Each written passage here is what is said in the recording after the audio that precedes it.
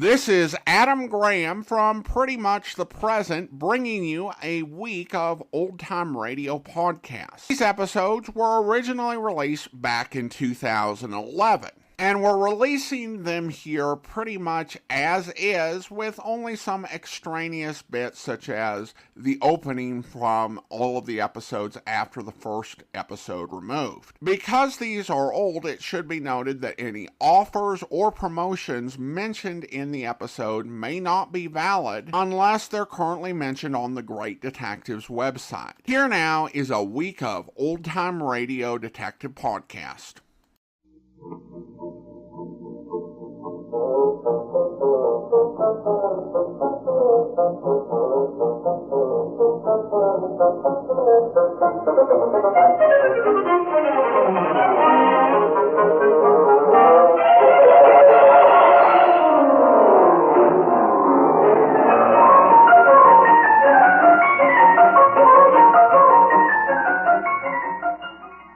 Welcome to the Great Detectives of Old Time Radio.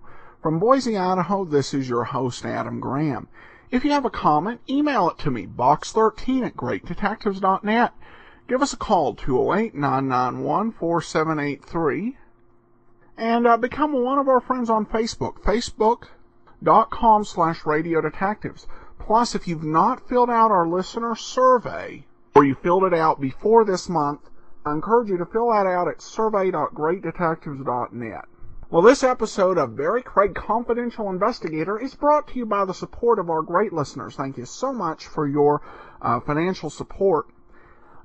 Today's episode is actually, there's no lost episodes in between to tell you about. It is called Dead Loss from October 15th of 1952.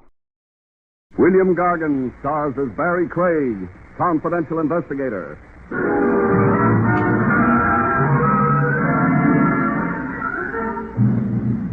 I knew a man once who thought epitaphs were the noblest form of literature. I like them, too. It's the one place where they say only nice things about you. The only trouble is you don't hear them until you're dead.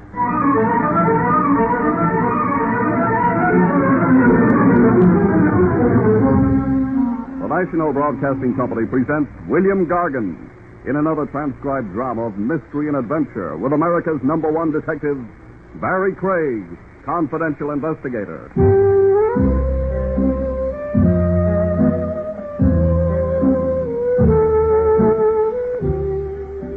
Barrie Craig speaking.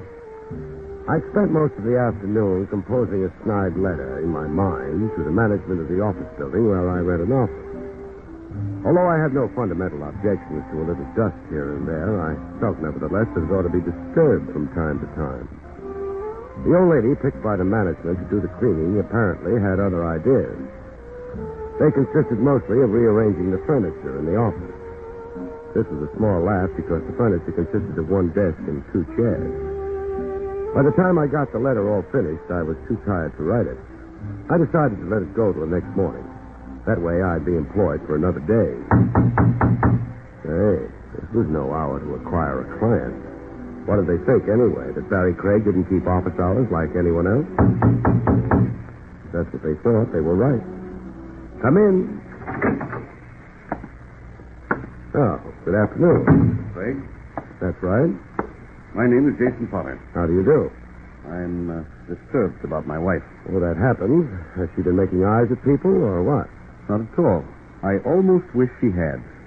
How large an almost is that? It was merely a manner of speaking. My apologies.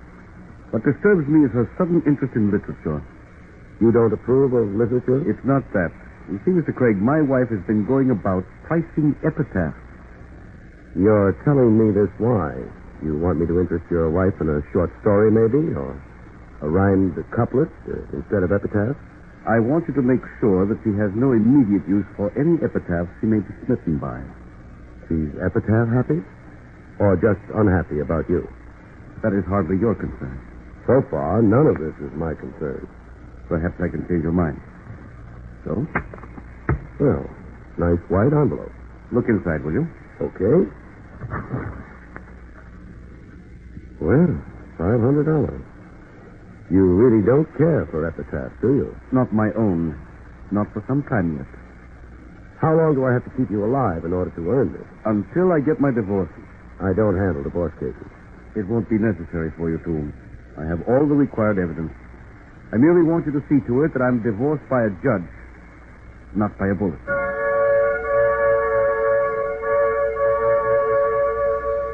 Mr. Potter stared at me for a moment out of very cold blue eyes, turned, and left. His tailoring impressed me from the rear as strongly as it had from the front. He shut the door quietly behind him, proving he was a gentleman. I counted the bills that had been in the white envelope all over again. This proved I wasn't a gentleman. It still came out to $500, so I went to work.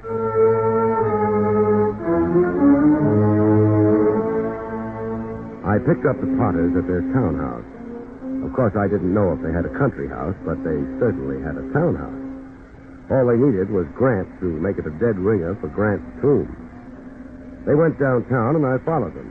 They parked, and I parked. They walked into the Parakeet nightclub, and I walked into the Parakeet nightclub. Good evening, monsieur. I take your hat, no? No, you couldn't put my hat in with those others you've got there.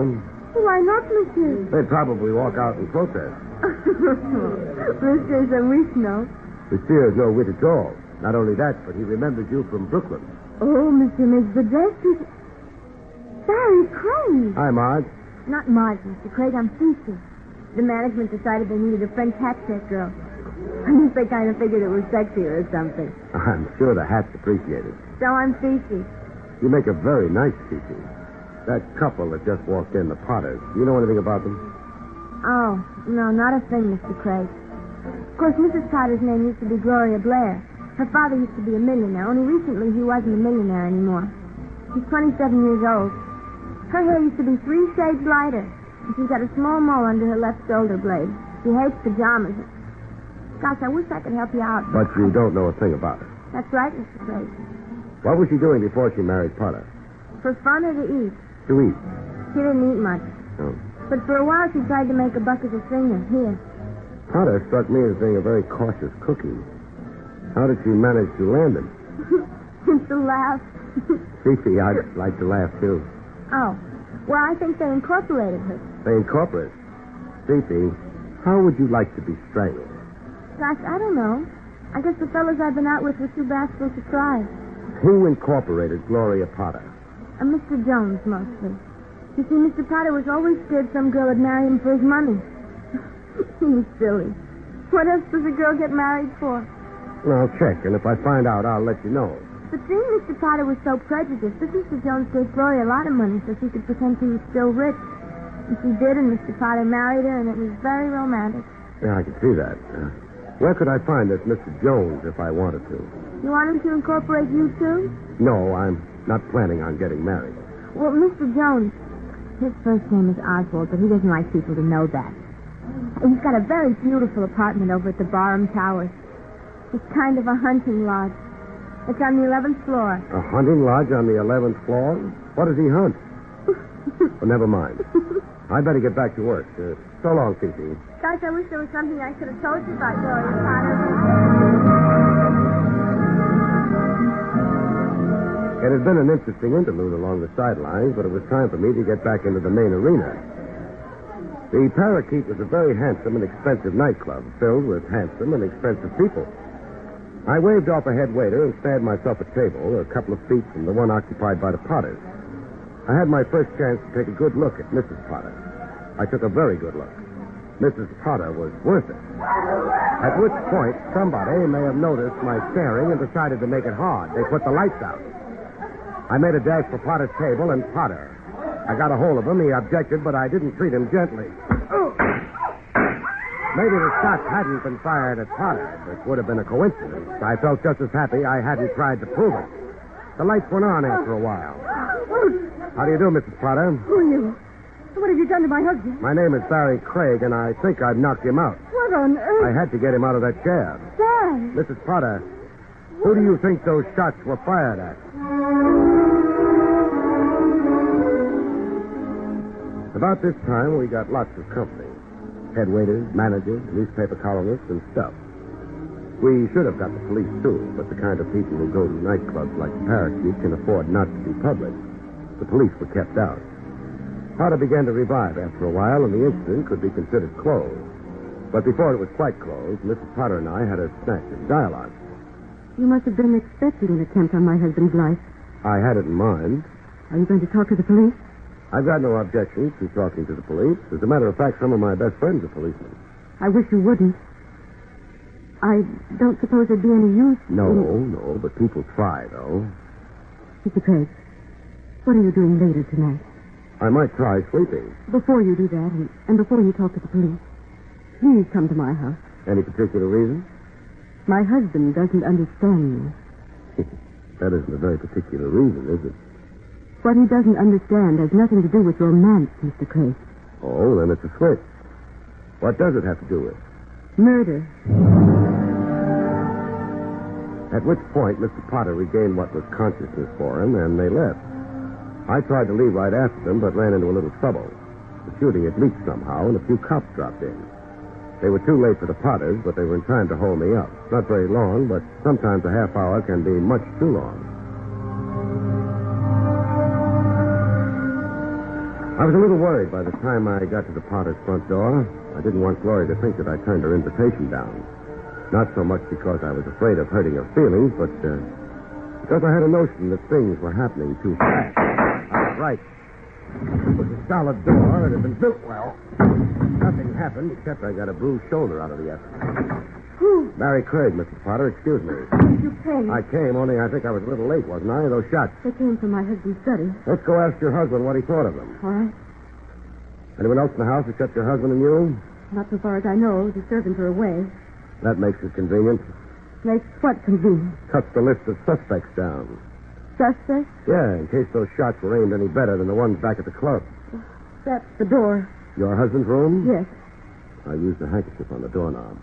If you don't mind, I wouldn't want to disturb any fingerprints, even if they happen to be yours. Well, you... It's open, but... But it was closed when you tried it? It was. At least that's the way you're telling it. Let's go in. Yeah, Mr. Potter. If you're trying to be delicate about whether or not he's alive, you don't have to be. He can't hear you. Then he is dead. Dead as they come, and when they're murdered, they come very dead.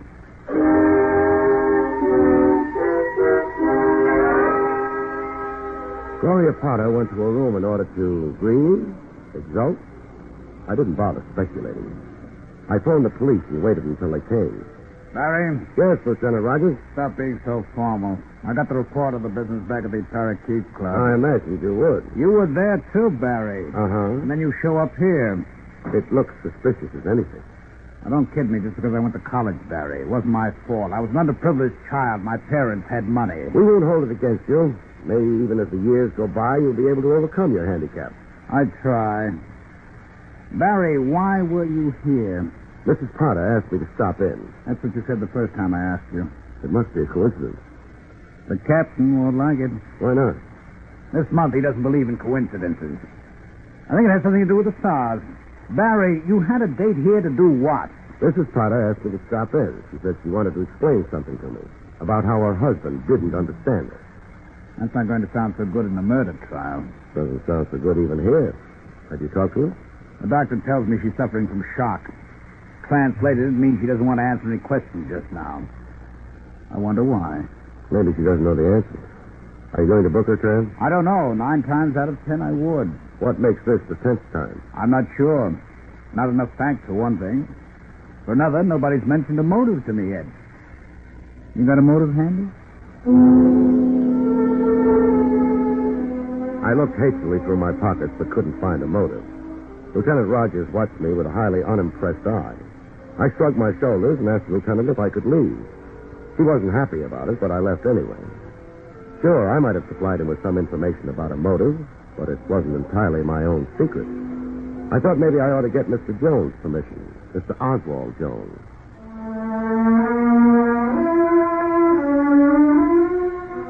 It wasn't hard to find the Barn Towers. The 11th floor had an elevator running to it, which I used. It may have been a hunting lodge, but it had an ordinary door out in front of it. I hoped Oswald wasn't out hunting. Yes? The name is Barrie Craig. You're Mr. Jones? I am. Mind if I come in? That would depend on the nature of your business, Mr. Craig. I'm a confidential investigator. Indeed. That, however, is your occupation. Your errand? Gloria Potter. I dislike seeming finicky, but that again is merely a name, not a description of the reason that brings you here. I seem to be having a little logical difficulty with you, Mr. Jones. But Mr. Potter is having difficulty of another sort. Mr. Potter? And his difficulty is what? His difficulty was staying alive. He doesn't have any more difficulty now. Meaning he's dead. He's dead. It was kind of you to bring me the information. You brought it, And I'm coming in. You have, of course, the advantage of youth and perhaps of strength. I resent your intrusion, however. While you're resenting it, you might shut the door. Very well. You must be a very happy man, Mr. Jones. Indeed. Sure. An investment has paid off tonight. Perhaps I misunderstand you. I thought you were a confidential investigator, not a broker's agent. The investment I'm talking about doesn't have very much to do with the stock market, I don't think. It has to do with Gloria Potter. A lovely lady, but hardly... Hardly a dividend? She's returning dividends, though, or she will shortly be in a position to anyway. You had better make yourself clearer. I'll try. You staked Gloria Potter so she could marry a millionaire who was afraid that women were after him for his money. I may have lent Mrs. Potter some money in the days before she was married. At what interest? Look here, young man. I think we have done enough fencing. I've already told you I did lend Gloria Potter some money. I expect to have it returned. Whether with interest or not is no concern of yours. It might be a concern of the police. The police? Where do they come in? You do it very well. If it's an act, that is. Mr. Potter not only died, he was murdered. How distressing. You should practice expressions of distress. You didn't do that very convincingly. I'm not trying to convince anyone of anything. You lent Gloria money. You expected a return on it. That would have been fine. She did succeed in getting Potter to marry her, but Mr. Jones, Potter was preparing to divorce her. Such, alas, are the vicissitudes of matrimony. One can never be certain, can one? You can spare me the philosophical remarks about matrimony. If Potter had lived long enough to divorce Gloria, you'd never have got your investment back, or the profit on it. Then I suppose I must be mildly pleased that Mr. Potter did not succeed in divorcing Gloria. Sure, you must be pleased. What I'm curious about is, how much of an effort did you make to guarantee your investment? Are you implying that I had anything to do with Mr. Potter's unhappy decease? I'm asking you if you had anything to do with murdering him. That seems to me rather naive, Mr. Craig. Assuming that I may have had a hand in his untimely taking off, would I be likely to tell you about it? I don't know. There are no witnesses present. You could tell me in perfect safety. Perhaps. But why on earth should I?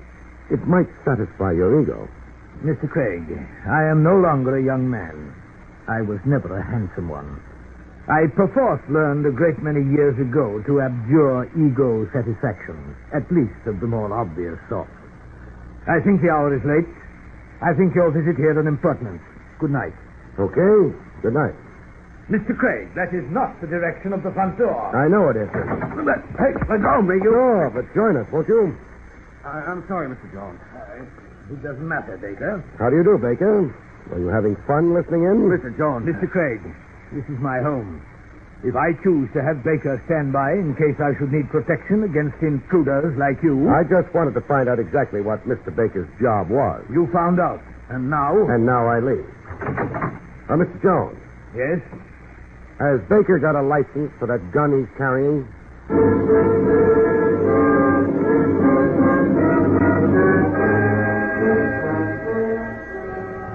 I'd left my car parked 3/4 of the way down the block from the bomb towers. I didn't hurry getting to it. Maybe I thought somebody might take advantage of my being out in the open like this. The street was clear of pedestrians and of traffic. If anybody was going to take a crack at removing Barrie Craig from the case, this was the time I preferred. I was waiting for it. But nobody took advantage. I got into the car. Then I stuck the ignition key in the lock, turned it, and got out of the car as fast as I could move. Nothing on my car is supposed to tick when you turn the ignition key on.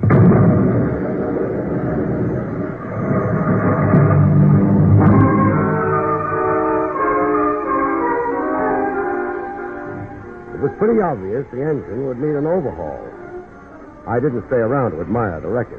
I thought that anyone who had gone to all that trouble of depositing an explosive in my car and hooking it up with ignition deserved to think that I'd been blown up with it, for a while at least. Besides, I had a phone call to make. Homicide, Lieutenant Rogers speaking. Hello, Trav. Found any motives yet? No, but I found something else. What? A wrecked car. Whose wrecked car? Mine. We don't issue traffic tickets in homicide. This particular car is in your jurisdiction, though. Or would have been if I hadn't got out of it fast enough. Somebody arranged to have it wrecked? Somebody arranged to have it blow up with me in it. Where are you? Now, that's not important at the moment.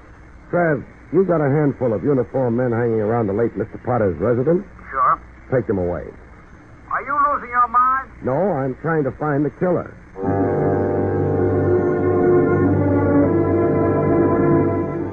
Trav and I had a small argument for a few minutes, and finally he gave up. I hung up. Then I tossed a mental coin to see who I would visit next. Turned out to be Mrs. Potter. Of course, I cheated.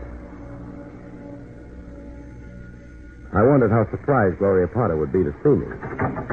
Oh, Mr. Craig. She wasn't much surprised. May I come in? I suppose so. I don't have much of a right to decide what to do or what not to do right now. That sounds very bitter. It is.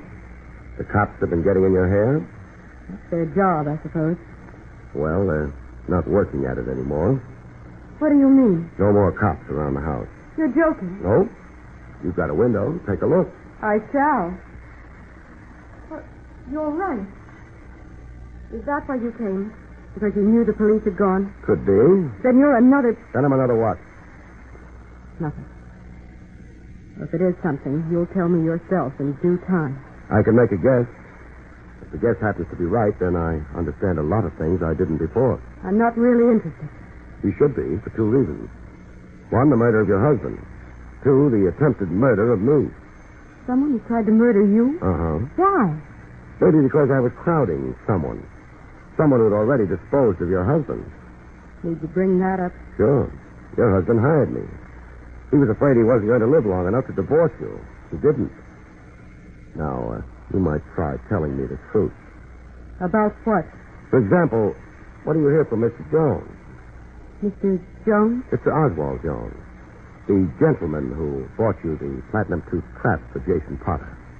You have to get into it, too, don't you? Not, two. It means someone else got in on the deal. You also said that I must be another. Another what? You didn't answer that. You mind if I make a guess? I don't mind anything you do. Thanks. When I walked in here and told you the cops were gone, you thought I took advantage of their absence to come. You thought I was a blackmailer? Well, thanks for telling me. It rounds out the picture. There must be someone else here in the house. no. Sure, there must be. After my car blew up, I had a phone call to make. That took time. I took a cab over. It took time before I found one. But whoever had arranged to have that car blow up wouldn't have hung around. He'd have come here. I don't know what you're... Someone else must have known that your husband was preparing to divorce you. I don't think that's been a very great secret. That would have given him a nice handle for blackmail. And then... Mr. Jones. Yeah, Mr. Jones, complete with revolver. I'm afraid I've been eavesdropping. For how long? A matter of minutes only. I missed the beginning of the conversation, but on the other hand, I don't think I missed anything important. Okay. You didn't miss anything important. What now? You've become rather a nuisance, Craig, both to Mrs. Potter and to myself. All right, I've become a nuisance. So what? What does one generally do with nuisances? One removes them. That's a bright idea. Was it also your bright idea to kill Potter? I hardly think you're in a position to ask questions. You're not in a position not to answer them. You see, Mr. Jones, an attempt was made on my life less than an hour ago, and less than 100 yards from your house. Oh, nonsense. No, a wrecked car. You must have noticed it, leaving your house there. There would have been a crowd about it. Oh, now that you mention it, yes, but... Naturally, you knew nothing about it. Well, naturally. Which is what you'd say whether you'd set that bomb or not. However, the point is that the police know about that attempt. Interesting. More than that. Anything happens to me, and you're the first man they look for. I should be found quite easily. But that hardly constitutes proof. No, but how much proof would they need against a man with your record? I'm inclined to see your point. What do you want? You're silent for a few minutes. I was carrying on an interesting conversation with Mrs. Potter. She was about to tell me that someone was blackmailing her. She was also about to tell me why. Oh, what's the use? You know why I was being blackmailed. Jason was going to divorce me. The police didn't seem to know about it. As long as they didn't know I was safe. The instant they found out, they'd suspect me. So I was in a position to be blackmailed. I'm afraid I must have missed something. Exactly who is this blackmailer? Oh, there's no hurry about that as yet.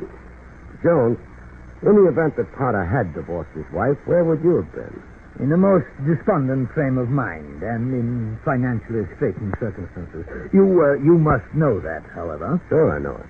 But it's nice to find out from the horse's mouth. Pardon the expression.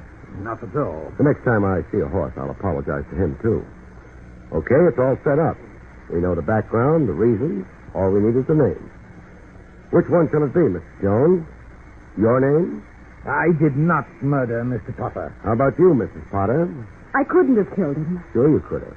The attempt at the nightclub. You were sitting right next to him at the table. And the murder happened in your husband's study. You'd know your way around here, wouldn't you? It was open. I did... Shut up. What's that? The Marines, I think. Whatever are you talking about? Don't the Marines always land and have the situation well in hand? I suppose in your adolescent way you're referring to the police. I had Lieutenant Rogers pull the uniformed men away from the house. I figured they would encourage some people to drop in on Mrs. Potter. He agreed, but I imagine he's insisted on bringing some non-uniformed men around. I shall leave. Not quite yet. Why not? Because I object. Because the police will object. And because I think someone else might object. Someone else? Mrs. Potter, that door opposite the one both Jones and I used to get in here, where does it lead? The next room. It's a sort of downstairs bedroom. Anybody been using it recently? Or do you always leave doors half ajar? I was afraid. He said he'd kill me if I... I bet he did.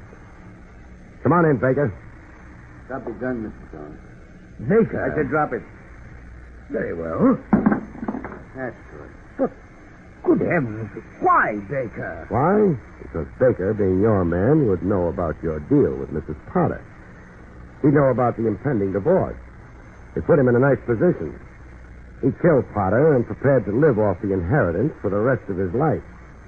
He knew he'd have you to deal with sooner or later, but he figured that when that time arose, he'd manage. No one would really miss you. I suppose you're right. It had to be Baker. No one else would have bothered about me. Mrs. Potter knew I was on the case, and you were with me at the time the bomb was planted. As soon as you entered, he could have left the apartment, gone down, connected the bomb, and then returned. Yes, I see that. He thought I was competition. He decided to remove competition. He might just as well have signed his name to a confession of guilt. That's just it, white guy. Right now, all I got to do is get out of here. First making sure of you, and then I guess you didn't believe me about the police, did you? But they're here. They're surrounding the house. I can take my chances on that. Right now, what have I got to lose? Nothing. This isn't where you're going to lose it. Mr. Craig. I'm afraid I shot Mr. Baker. Not seriously. But... The trouble with villains is they listen to the radio too much. On the radio, the hero never has a gun. Or if he has, never bothers shooting it. I'm different. I have a gun, and when someone is pointing a gun at me and intending to use it... Oh, I'm so glad. I trust the matter is, for the moment, satisfactorily concluded. Depends on what you mean by satisfactorily. I meant simply that Mrs. Potter seems to be advancing upon you with an expression of the intensest gratitude, and I suspect she will shortly fling her arms about your neck and... Mr. Craig has been... kiss you. I'm not a squeamish man, Mr. Craig, but there are some things I draw the line at. Good night. Jones left. The police didn't mind. They had no charges to prefer against him. Mr. Baker didn't mind. He was unconscious. I didn't mind. I was... But that's another story, and not one I have any intention whatsoever of telling.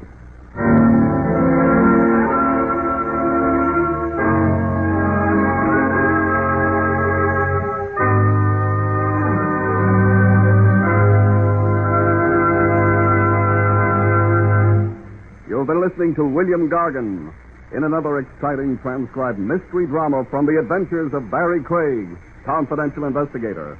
Tonight's story, Dead Lost, was written by Lou Vittis. Next week, it's the strange story of the Big Grab, about which Barrie Craig has this to say.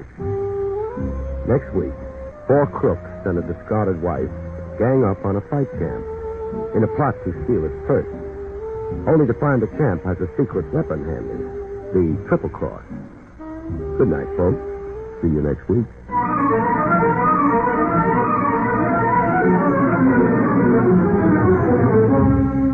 Featured in the role of Gloria was Fran Carlin. Barrie Craig, starring William Gargan, was under the direction of Hyman Brown. This is Don Pardo speaking.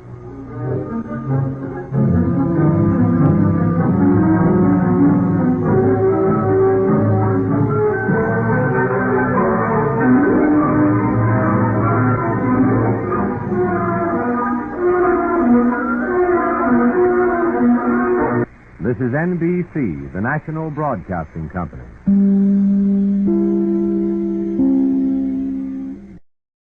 Welcome back. Well, it's always interesting when radio detectives criticize radio detective shows on radio detective shows. I will say in defense of the radio detectives that at the very least, sometimes the hero has a gun, but he has been disarmed. And usually the show ends with, in that case, ends with somebody else coming in and doing the shooting for our detective hero. But Barrie Craig, not a problem for him.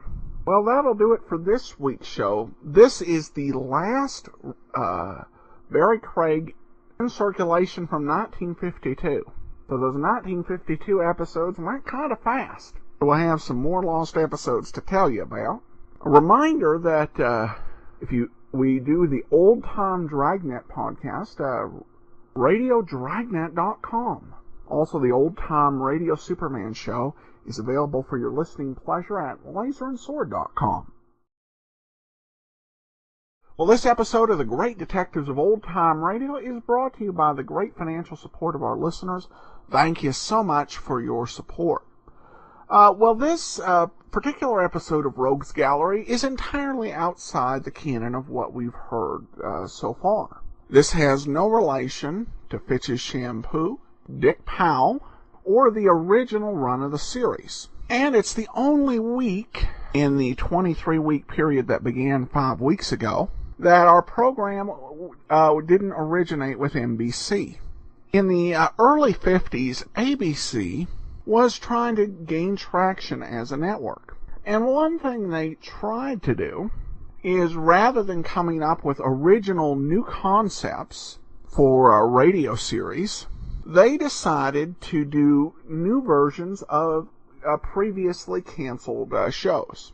Some examples of this: ABC did Michael Shayne radio program. They did a Casebook of Gregory Hood program. And they did Rogues Gallery. In addition, they were somewhat fortunate to get Richard Diamond over to their network. So there was a brief period of time where Richard Diamond was running at the same time as Rogues Gallery. ABC chose for the star of this program Paul Stewart. Stewart was best known for his association with Orson Welles. He was a Mercury radio theater player and also appeared in Citizen Kane. Stewart would go on later in his career to have success on television, directing episodes of series including Peter Gunn, Michael Shayne, Hawaii Five-0, and The Twilight Zone. And we'll hear from him again at least once more when we play the Mercury Theater presentation of The Glass Key. And this episode came from November 15th of 1950. It's called The Janice Kroll Murder Case. And it's the only example of Paul Stewart as Richard Rogue. Rogues Gallery, starring Paul Stewart as Richard Rogue.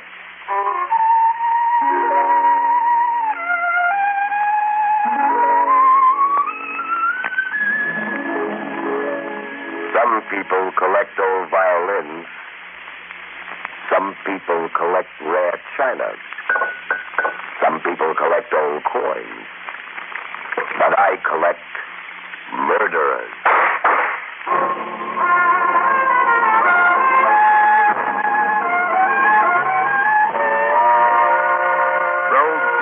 The thrilling, spine-tingling adventures of Richard Rouge, private investigator, is presented each week at this time by your local dealer who sells and services Easy Cut electric mowers. That's the dealer that's making an unheard-of offer that you can't afford to miss. There's no strings, no gimmicks, no small type to this offer. Just try an Easy Cut electric mower in your yard for 10 days. Give the Easy Cut a full trial. Then, if for any reason or no reason at all you don't want to keep it, your dealer will refund every penny of your money. Yes, try the Easy Cut electric mower. Compare its many advantages. Notice the large rear coaster for easier handling. Notice the snap switch for effortless starting. Notice the rubber-tired ball-bearing wheels. Notice the powerful 1/3 horsepower motor. Yes, compare, and you buy an Easy Cut electric mower. See it tomorrow at your dealers. And listen a little later for more details about the free trial offer. Now, Rouge's Gallery with Paul Stewart as private investigator Richard Rouge.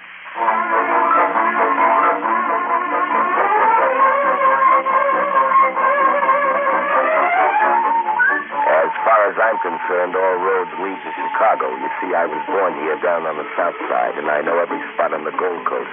The smell of the stockyards, the swimming in Lake Michigan, and I can make my way around the loop blindfolded. One of the finest pie shops in the loop was Martinelli's, and one day I just bought a tie there and zigzagged my way back across town through the heavy traffic on State Street. When I got to my office, I saw that someone was waiting for me. Mr. Rouge? Are you Mr. Richard Rouge, the private investigator? Yes, I'm Richard Rouge. I've been here an hour. Is it customary for your profession to go off for hours and leave your business and your door unlocked? It's the gypsy in me, lady. Now, what can I do for you? My name is Elsie Kroll. I'm here from Little Falls, Indiana. A terrible thing has happened. Yes, I know. I just read it over my second cup of coffee. You must be Janice Kroll's sister. Yes, I am. You checked into the Breton Arms Hotel here in Chicago 3 days ago, and last night was shot and killed in a room between 9:30 and 10 p.m., right? Yes. I don't know what to do. Mr. Rouge, the police called me in Little Falls last night. Yeah, the paper says that, too. I arrived in Chicago at 10 this morning. Janice was a good girl, Mr. Rouge. Not the wild sort at all. I just can't believe it. Janice is rather young to have a sister who is almost, You needn't be polite, Mr. Rouge. I'm sister one. She was 22. I was the oldest in the family of 5 children. Janice has been my responsibility since our parents died. I failed in that trust, too. Try to console yourself, Miss Kroll. Perhaps I can help you. Tell me, what was Janice doing in Chicago? She had a notion to go on the stage. Did she know anyone here? Not a soul. Nobody. It's not very helpful. What did you tell the police? I told them everything. But I talked to a Lieutenant Cheney, and he told me nothing. Absolutely nothing. His demeanor was evasive. He seemed to know something, and yet he won't tell me. Well, I know Lieutenant Cheney's a good cop. I want to leave no stone unturned to find Janice's murderer. Will you help me, Mr. Rouge? For $25 a day in expenses, and that's less than the fat man gets. It's very well, Mr. Rouge. Oh, just one question, Miss Kroll. What grade school do you teach? Stewart. Why, how did you know I was a teacher? You remind me of a teacher I once had when I was a kid. But that was a lifetime ago. I dropped Elsie Kroll at the Royals in the third-rate hotel not far from my office, and then the cab swung across toward Homicide. A high wind was whipping in from Lake Michigan, and the signs on State Street were swinging merrily. And I knew it was about time to get my winter overcoat out of mothballs. Don't bother to knock, Rouge. Just barge right in. Thanks, Lieutenant Cheney. Now, what can I do for you? I'd like to know what you know about the Kroll case. What's your interest? My client is Elsie Kroll, the dead girl's sister. Here's the report. Well, I want more than this. I don't want the routine handout. No? Well, what do you want? And whatever it is, I can't give it to you. Look, Pop, my client thinks you're withholding some vital information. She does. She does. Well, Janice Kroll's a pretty girl. She was. Powder burn, shot by someone who stood close by. And probably knew her. Yeah, but who? Don't know. A .38 slug, it says here. Fingerprints, none except the deceased. Who found the body? John Esposito, the manager of the Button Arms, the house Dick, and a Marie Castle. How? Marie Castle heard 2 shots in the room next to hers. She called the others. Let's see, any leads at all? We're working. Is that all you can tell me? That's right. Look, Cheney, this is my client, too. You can tell me. Listen, sweetheart, you're going to have me around anyway, so do we work together or do I have... Okay, Rogue. But if I tell you anything, it goes no further. It's a deal. And especially the press. I gave you my word. Okay. Well, this cigarette case was found in the girl's handbag in the room. Solid silver. Judge Harris, the judge leading a double life? Now, look, I've known Judge Harris a long time. He's a family man, a nice man. And he wouldn't be mixed up in a mess like this. Then in that case, I'm sure he won't be embarrassed if I ask him a few questions.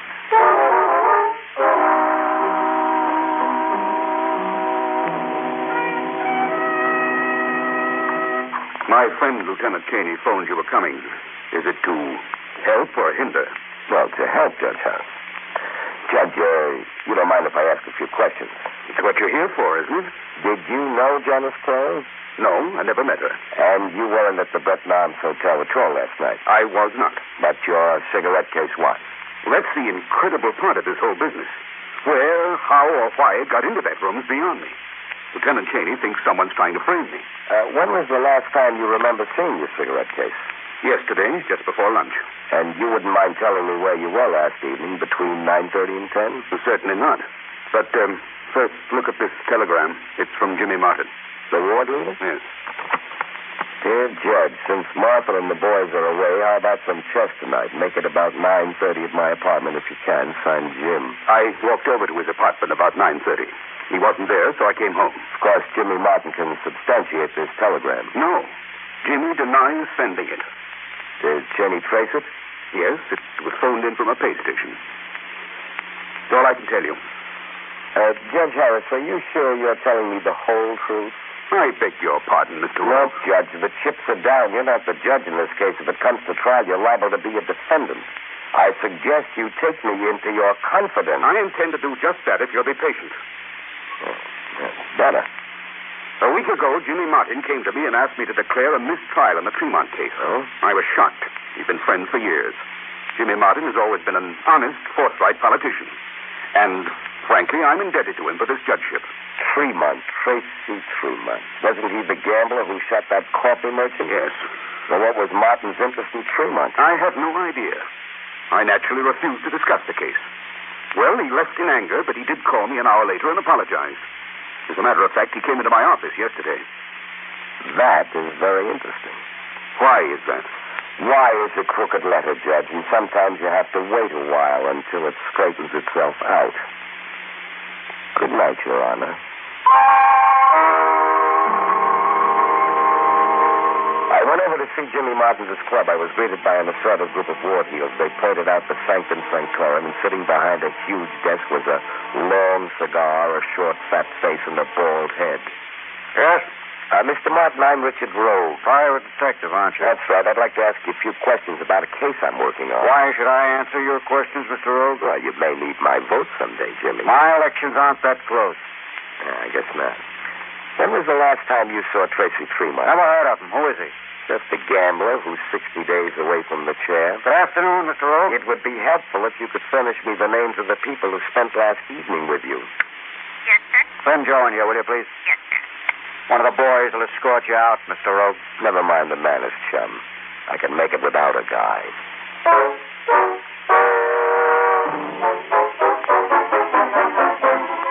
I decided to check back with Cheney for some information on Jimmy Martin. Cheney told me that on the night that Janice was murdered, Martin was at the theater with some friends. But in checking that story, I found out that first he was hosting a little dinner party in the covered wagon room of the Bretton Arms Hotel. The honored guests included Marie Castle, the singer who heard the shots, and Sam Esposito, the hotel manager. Well, I thought I'd try the caviar in the covered wagon room myself. The waiter said you wanted to talk to me, Mr. Richard Rouge's the name, and yours is Sam Esposito, right? If you want to talk to me, come to my office. I can't eat in your office, and I'm hungry. I hear your food is good. The dinners are expensive here, Rouge. Well, if I can't pay, you can always have me arrested. What do you want? I want to know how well you know Jimmy Martin. Not so well. You had dinner with him yesterday. I'm sitting here with you. Sam, oh, there you are. Just a minute. Don't get up, Sam, darling. Can I join you? Well, How do you do, Miss Castle? Let's sit down. Thanks. I don't believe Mr. Rogue, Miss Castle. How do you do? You do your pictures justice, Miss Castle. Well, thank you, Mr. Rose. Pardon, Monsieur Polito. The Bannon party has arrived. Excuse me. I'll be back. Okay. Would you like a drink? No, thanks. I go on in a few minutes. You seem to have gotten over the shock. That shot. Oh, you mean the murder? Yes, it was terrible. Yeah, I read about it in the paper. Tell me, Marie, how did you know there were shots fired? I couldn't miss it. You see, I'm in room 304. And Janice Kroll was in 302. Yeah. Why all the questions? Well, that's the way I earn a living. That's nice. Oh, by the way, I bumped into a friend of yours, Jimmy Martin. Jimmy Martin? I don't believe I know him. You were at his table here last night, remember? Oh, that must have been the party Sam introduced me to. An entertainer like me has to sit at so many tables and meet so many people. You know how it is. Yeah, I know. Well, it's time for me to go to work. Anything special I can sing for you? Where or when, baby? Oh, that's one of my favorites, too. Dinah. My. Louie. Louie. Yes, sir. Could you tell me who takes up Marie's time? Mr. Rogue, I got a job to... Yeah, so have I. I got a 10 here. It's yours. Now, who is her boyfriend? Sam Esposito. Anyone else? Well, Jimmy Martin, the politician. He gave her a diamond as big as an egg. Anything else, Mr. Rogue? Here's your 10.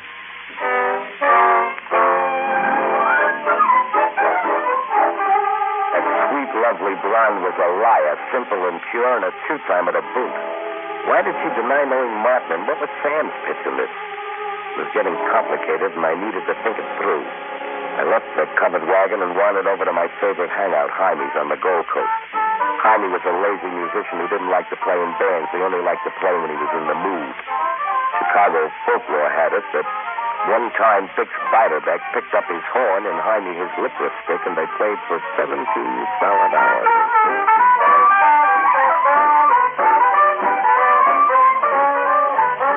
Hiya, Rogue. Hiya. Hello, Jaime. The boys are in the groove already, eh? Yeah, like the melody, huh? Yeah, moody. Fixing like a turtle fixing a shell. Good, huh? Yeah, trouble. Well, murder. Give me a scotch and rock, honey. Make it a double, huh? Great big double. Okay, Rogue. Wouldn't a single one do, Rogie? Oh, you go. Now, lads, put your drink down and we shall delve into this perplexing problem of yours. Where have you been? I haven't seen you in... 1 week. Ah, but then you never need me unless you're in trouble. But, Rogie, you're still my favorite charming fellow. Am I not your conscience? That you are, but it doesn't help my client. Well, let's put our one head together on this, Rogie. A pretty girl, fresh as a green pea, comes to the city. And what does she do? Goes to a fancy hotel. Why so, Richard? Why so? Yes, why so? You tell me if you're so clever. Come, Rogie. I pose the question for you to answer. Well, someone she knew must have put her up in the hotel. Maybe it's Sam or Jimmy Martin. No, they're just fighting over a dame. And what a dame, Rogie. That's right. But someone isn't telling you the truth. You have to dig a little more, Rogie. All right, you go out, dig a little more. And maybe you'll strike something. Goodbye, Rogie. And no more double scotches.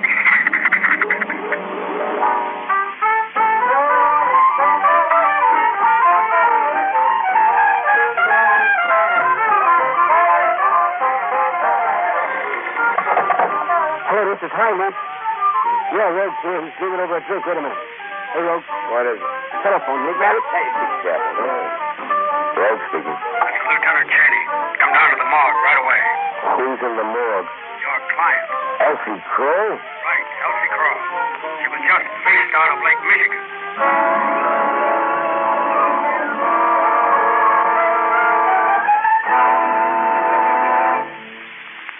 In just a moment, we'll bring you Act 2 of Rogue Gallery. If only fools are positive, then fools we be. That's what your nearest Easy Cut electric mower dealer is saying, because he's so positive you can't buy a better lawnmower than the Easy Cut Magic Touch electric power mower. And to prove what he's saying, your dealer is making this amazing offer. Buy your Easy Cut electric mower. Take it home. Try it out for 10 full days. Cut your grass once or twice. See how effortless the job is, how smooth and even your grass is cut. After you had it for 10 days, if for any reason whatsoever you don't want to keep your Easy Cut electric power lawnmower, your dealer will refund your money in full. No strings, no gimmicks. Go by or phone your dealer first thing tomorrow. Have him deliver your Easy Cut electric-powered lawnmower on the 10-day trial offer. If you're not satisfied, your money will be refunded. Now, back to Paul Stewart as Private Investigator Richard Rogue in Rogue's Gallery.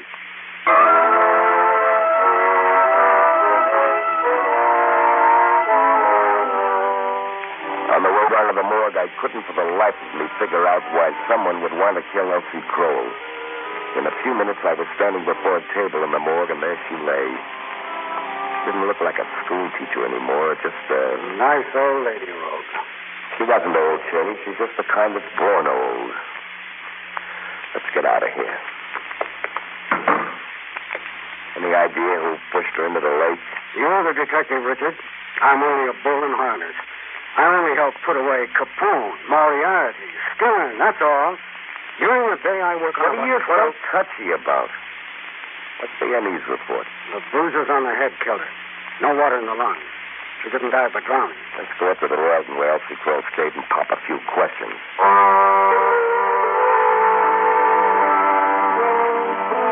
And we did, but all we found out was that Elsie Kroll handed the key to the room clerk when she went out at 7:30 at night. No one had called her during the day, and she'd not used her phone. We went on up, entered the room, and started to go through her clothes and personal effects. Just a battered old suitcase. Anything in the bathroom, Rogue? A toothbrush and a hairbrush. A couple of hair nets. She only has one dress hanging in the closet. She traveled light. Wouldn't you if you got the message she did? I think we're looking in the wrong direction. Take me down to your jail, will you? What for? I want to see Tracy Tremont. But it's 5 a.m. I'm tired. Can't this wait till morning? It is morning, and it can't.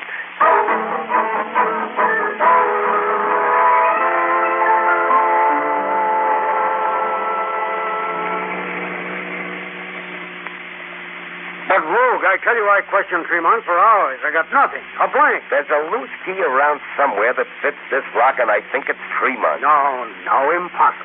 Look at it this way. Jimmy Martin, the ward leader, goes to the judge and asks him to take it easy on Tremont, and the judge says no. Then the judge gets a phony wire, and he's out on a limb with no alibi. Either Martin put the judge on the spot, or pardon the expression, the judge is lying. The judge didn't lie. That I know. I can vouch for him. I admire your loyalty, but better men than the judge have skeletons in the closet. Oh, pardon the ignorance of an old cop, but what will this visit to Tremont prove? Who's lying? Jimmy Martin or his honor?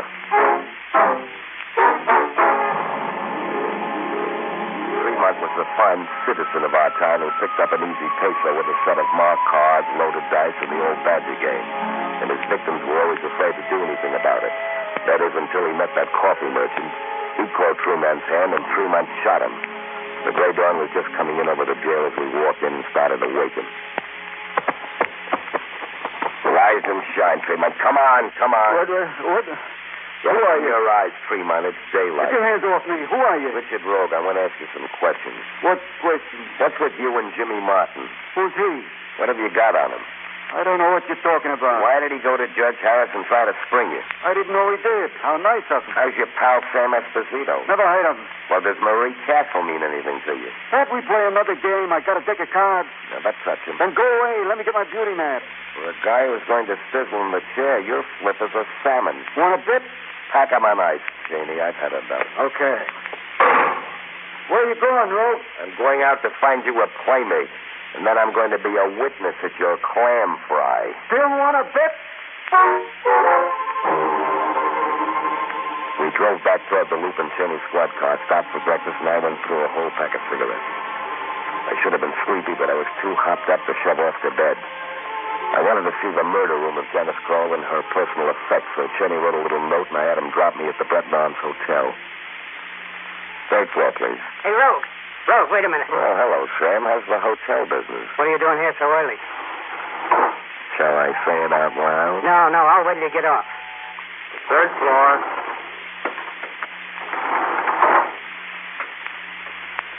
Now, look, Rogue, where do you think you're going? To room 302. You'll never get past the cops. I know the password. By the way, you ever let Tremont have card parties in this hotel? What kind of a hotel do you think I run here? Wait a second, will you? Would you mind keeping this door shut, please, fellas? Stupid carpenters in there. These floors are soundproof to drown out the traffic noises so our guests can sleep. They haven't got brains enough to keep the door closed when they're making repairs. Very interesting, this hotel business. By the way, the grapevine has it that Jimmy Martin is cutting in on your girl. He's strictly a stage door Johnny, all talk. With the rock that he gave Marie? Some talk, Sammy boy.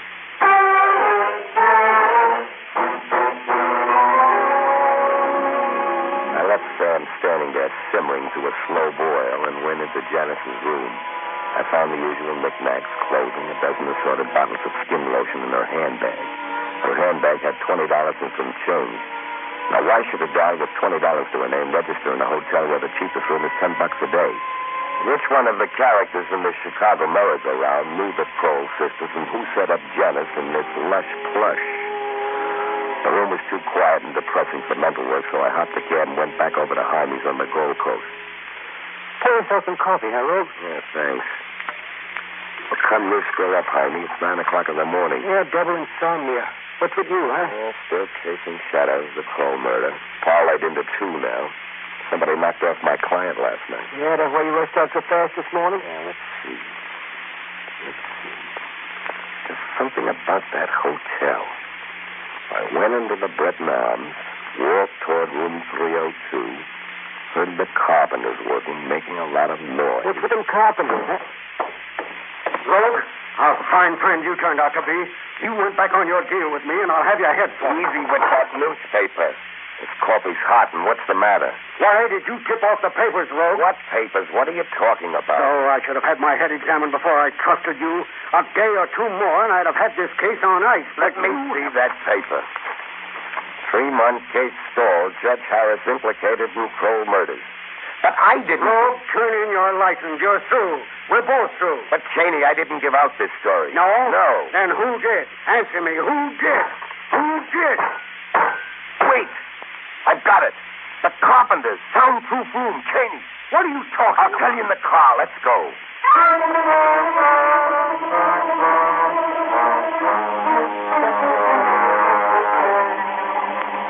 The squad car tore up Lakeshore Drive with the sirens wide open, and in a few seconds we were standing in front of Jimmy Martin's apartment. We didn't make it. He's dead. Shot through the head with a .38. Put out a dragnet for Sam Esposito and Reed Castle. Right. Now I'm going up to Judge Harris's house. 20 minutes later, I was knocking on his front door, but no one answered. The door was locked, but I opened it with my set of keys. No one was in the house, so I sat down in the living room, fixed myself a drink, and waited. I was half through a scotch on the rocks when...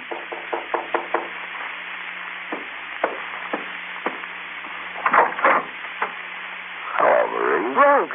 Surprise, beautiful? Come on in. Get out of the rain. How did you know I was coming here? It was all figured out like a game of chess. Well, darling, you play along. I'll run along. I don't think so. Come on in. Let me alone. Who do you The think? judge isn't here. You won't be able to kill him, sweetheart. What are you talking about? A carpenter, Marie. He fouled up your story. Carpenter? What carpenter? I'll spell it out. You heard the shots that killed Janice Kroll, like you told me at the covered wagon, because you fired them. What? You see, Marie, you forgot that all the rooms on the 3rd floor at the hotel are soundproof. So if you were in your room, you couldn't have heard any shots. Smart. Smart enough. One thing I don't know. Is Tracy Tremont your husband or brother? My brother. That figures. Your brother faces the chair, so you decide to frame the judge by planning the cigarette case on Janice after you shot her. How would I get the judge's cigarette case? Jimmy Martin got it for you. All you had to do was to make him fall for you, which wasn't hard, baby. Is that so? That's so. Then poor Elsie Kroll spots your picture outside of the covered wagon room and recognizes you as an old pupil of hers from Little Falls. So she goes to you and begins to think maybe you had something to do with Janice. So you had to make it murder number 2 and kill her. What can you prove? You couldn't stop once you got going. To top it off, you gave the story to the newspaper knowing you would stop the trail. But you still had to deal with Jimmy Martin. He wouldn't go as far as murder, so you had to kill him, too. Rogue, what did you find? Who is... He's all yours, Lieutenant. Why, But watch her. Don't let Annie get your gun.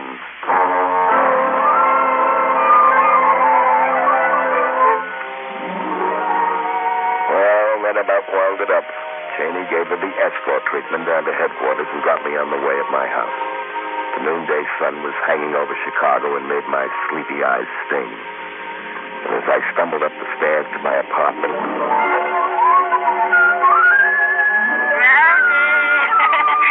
Oh, no, not now, Hugo. I'm tired. Rejoice, my lad. You solved the caper and saved the judge, and Lieutenant Cheney will love you evermore. All I'm interested in now is sleep. You're young. You'll recover. But you know, Rogie, I kind of thought it was Sam Esposito all the time. But Sam was as innocent as a lamb. You never know, do you? No. To think it was all done by a beautiful girl. She was the devil's sweetheart, all right. Yes, she was. Well, Rocky, someday you'll find a nice, quiet maiden to come home to. I don't know, Hugo. Sometimes I worry about being a bachelor in my old age. No more worrying tonight, Rogie. Let me tuck you into bed nice and comfy. Pleasant dreams, Rogie, and fare thee well. Good night, Hugo. Good night, Rogie.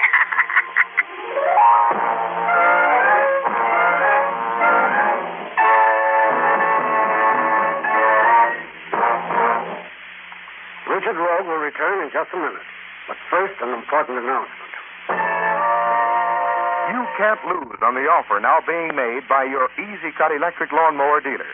All you do is take the easy-to-operate Easy Cut electric mower home. Try it for 10 days.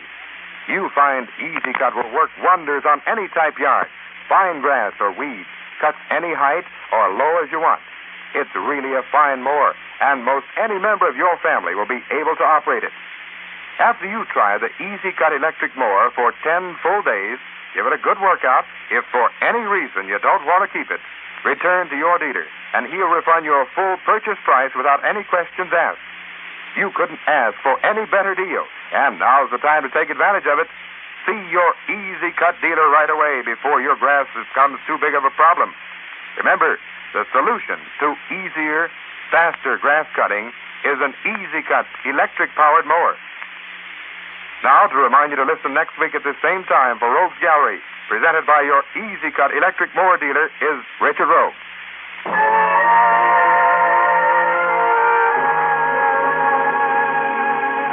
We hope you enjoyed tonight's story in this new series, and we'll be back as usual next week. And we hope, too, that you'll be around and help hang another portrait in Rogue's Gallery.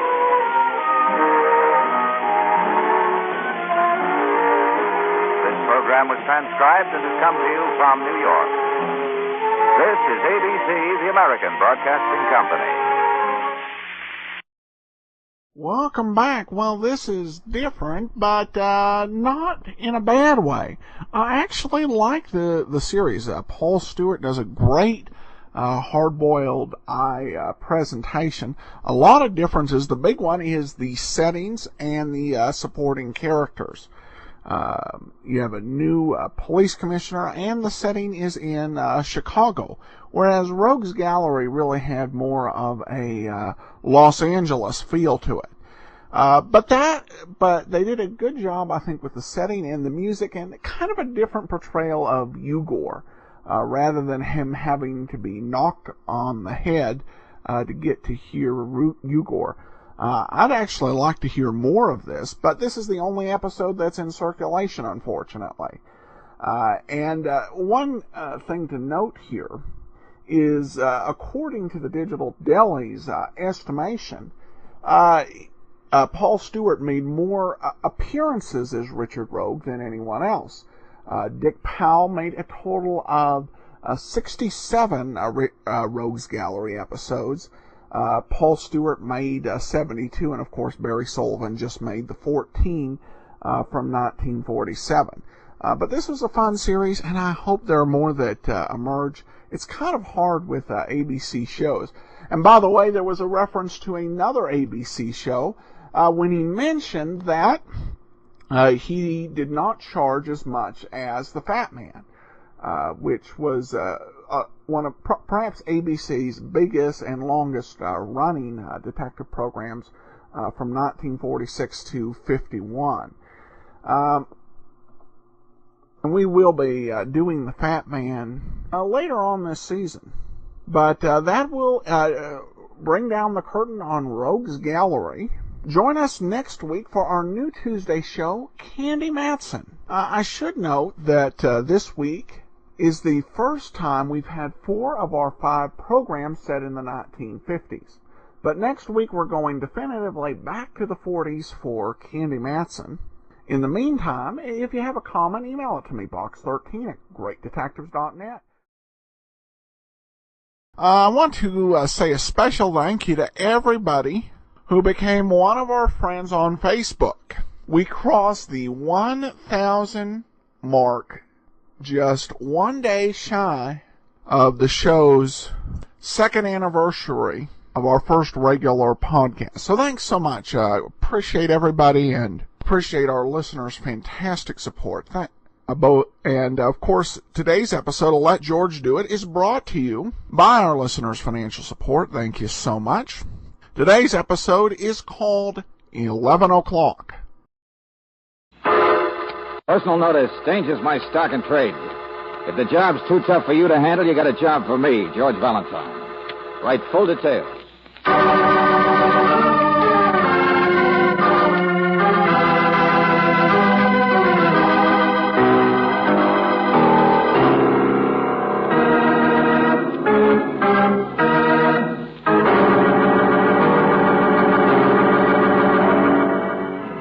Standard Oil Company of California, on behalf of independent Chevron gas stations and standard stations throughout the West, invites you to Let George Do It.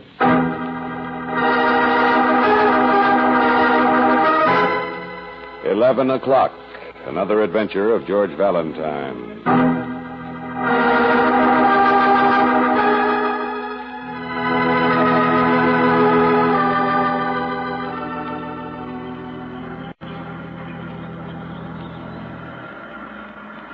Mr. Valentine.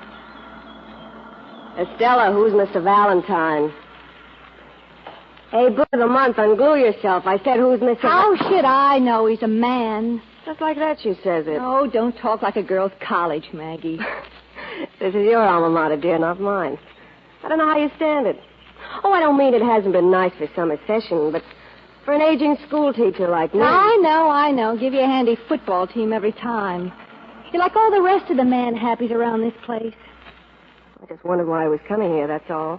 I don't know. Friend of my uncle's, I guess. Be here this morning. Valentine and somebody named Miss Brooks. I don't know, just coming.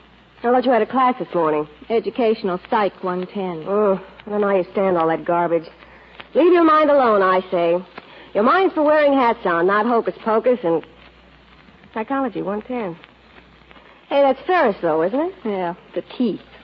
Seen my scarf anywhere? Estella, why don't you tell me what goes with him and that blonde drawl down the hall? Not interested. Who cares? Women never talk about anything. I know you can't stand him, but you know, don't you? The girls always tell you things. And somebody said they go horseback riding together, and he's married, too. Did you know that? I mean, Vicky the blonde was an undergraduate here herself, wasn't she? So you ought to know. What's the big secret, anyway? What's with this guy, Ferris? What's so mysterious about him? What time is it? Oh, 11 o'clock. Where are you going? 11 o'clock. Aren't you going to wait for Mr. Valentine? I must go someplace. Well, hey, at least take your books for you. 11:30. Estella, what's the matter with you? I don't want to see Mr. Valentine. There's too much to do. I'm not going to class. What? Oh, listen, you never missed a class in your life. Estella! Let go of me. But you look sick. Oh, I always said you worked too hard. I promised her I wouldn't tell. I promised the other... Honey, wait a minute. No, I'm going. I have to go. Ferris told me to. What? Goodbye, Maggie. Estella, look out!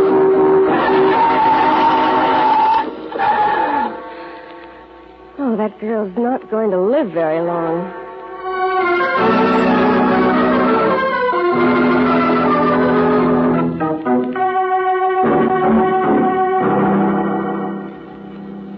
That was my car, Mrs. Ferris. We almost hit her. But what does that have to do with me? We didn't know it was at the time. We weren't going fast. Crazy kid didn't even look up, after which she just kept on walking. In fact, she ran.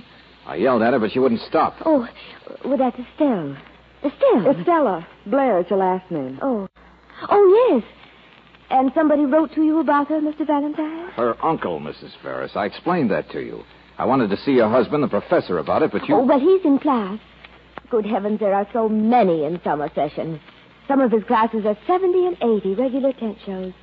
And in psychology, too, the poor thing. Now, look, Mrs. Ferris, it was this Estella's roommate who suggested we come right over here, a girl named Maggie. Well, I don't... This Maggie was scared to death about her. She's out looking for her now. She can't find her. She said Estella suddenly started acting so strangely and ran out saying that your husband had told her to go someplace. I can't imagine where.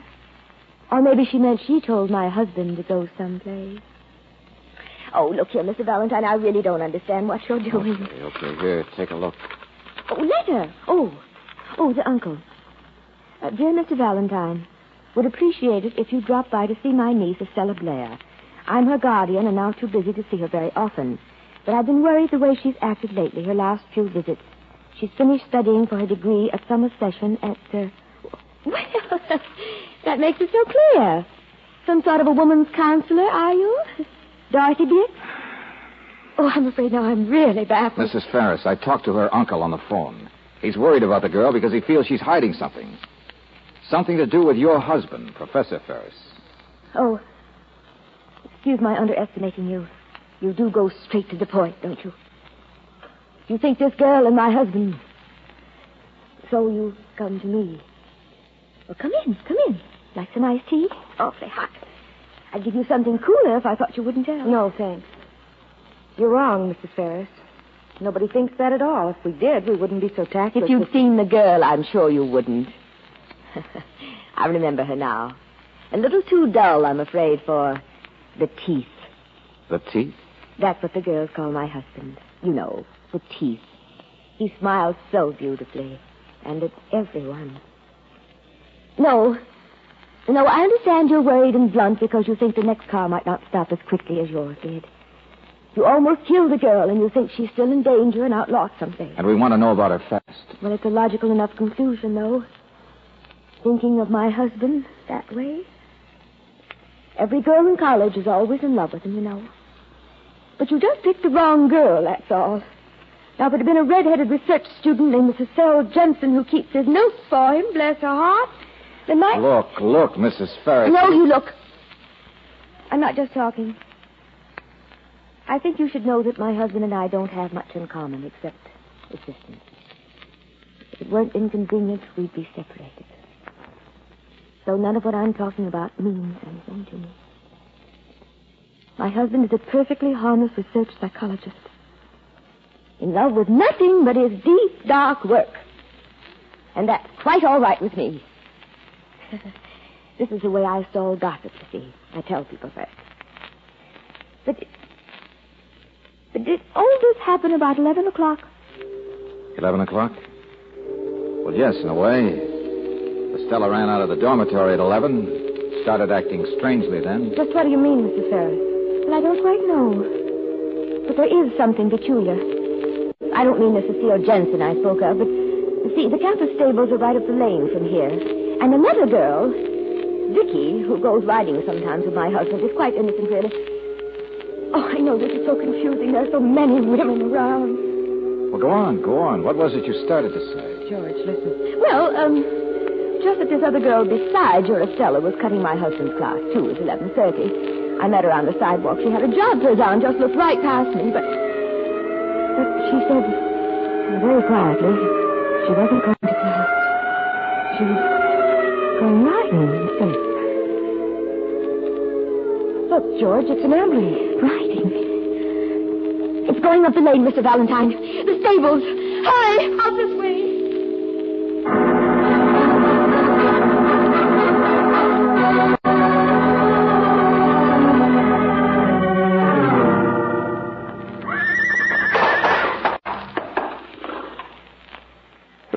It was Vicky, Mrs. Ferris, that blonde girl.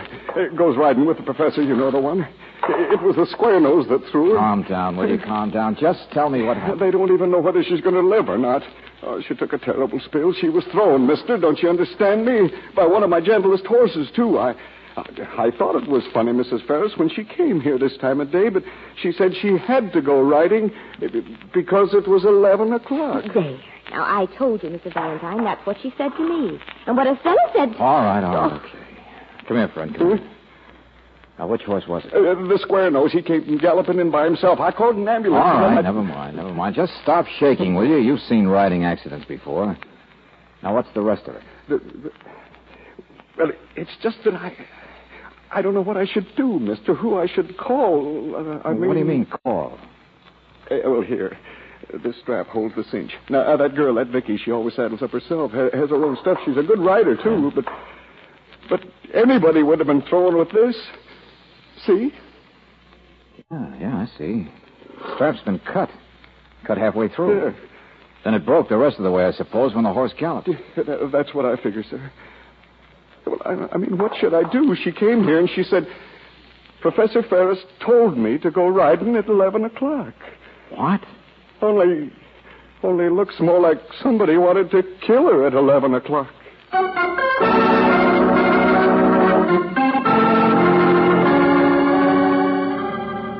It's so confusing, so many women around. But somehow they all seem to be tied up together, George. You mean tied up with the same guy, Brooksy, and the same time? And Estella, George. She did all the same things and said all the same things that this girl... Okay, get the police. They can find her faster than we can. George... Me? I got a date with the professor right now.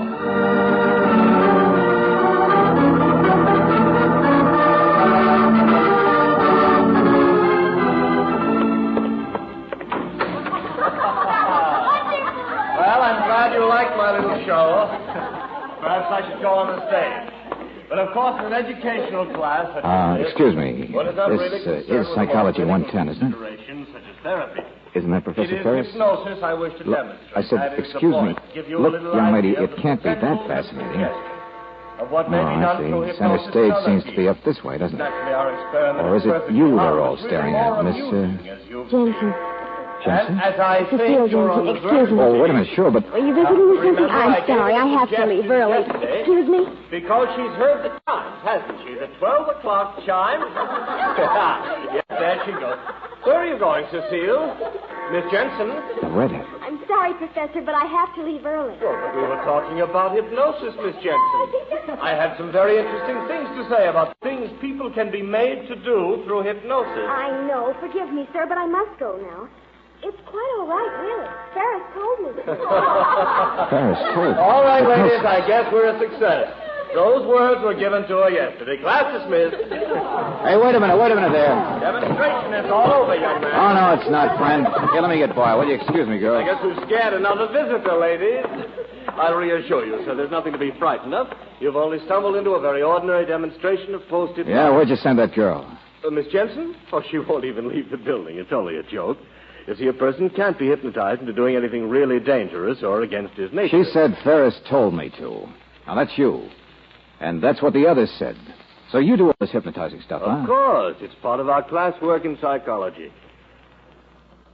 Did you hypnotize Estella Blair, too, and a blonde girl named Vicky? Well, naturally. Suggestions, really. Under hypnosis, I give them suggestions on what they should do, you see, at 11 o'clock. For heaven's sake, young man, there's nothing to be alarmed about. They don't know why, but they do what I tell them, that's all. And why those particular girls? Well, in demonstrations like this, I've given hypnotic suggestions to practically every woman in this class.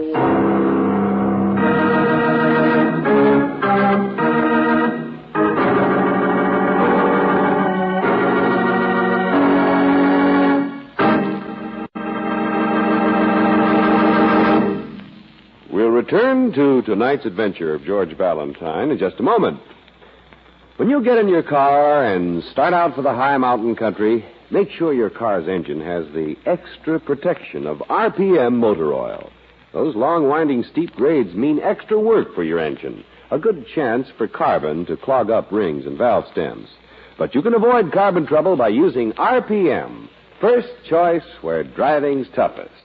It's specially compounded to prevent carbon formations, and that's why folks will tell you more people prefer RPM than any other motor oil. RPM also prevents the corrosion caused by acid-laden moisture, sticks to engine hot spots, and stops sludge trouble. In fact, it's the best engine insurance you can buy. So wherever you motor in the West, ask for RPM. First choice where driving's toughest. Ask for it at independent Chevron gas stations and standard stations where they say and mean, we take better care of your car.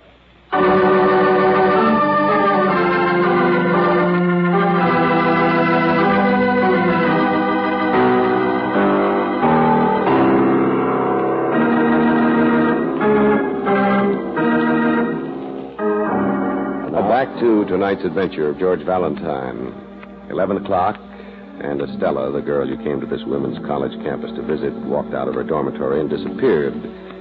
At 11 o'clock, too, another girl, Vicky, a blonde, strangely decided to go horseback riding, and now Vicky is in a hospital because she was thrown from her horse. Only her saddle had been tampered with. Someone wanted to kill Vicky. Well, you found that there's quite a simple explanation for 11 o'clock, for the girls' strange behavior.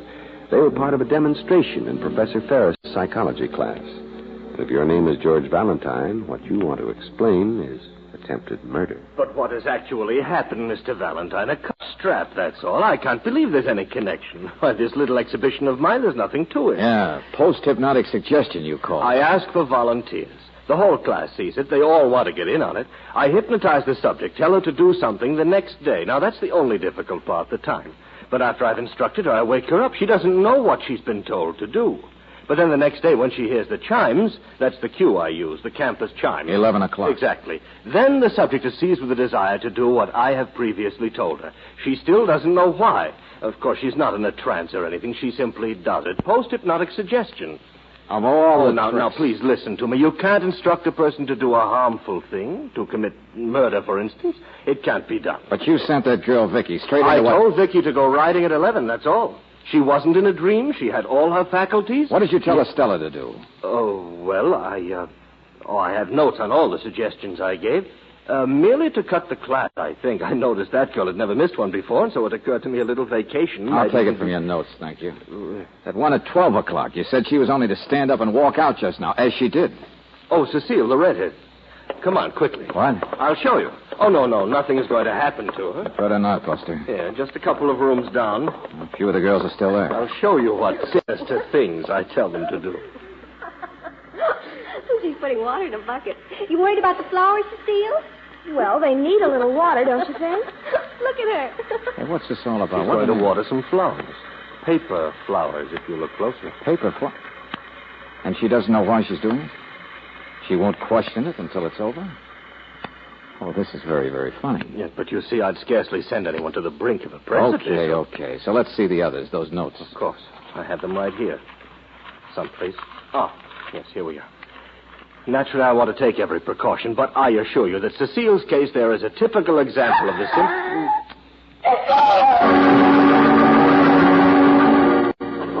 Did you see it? What happened?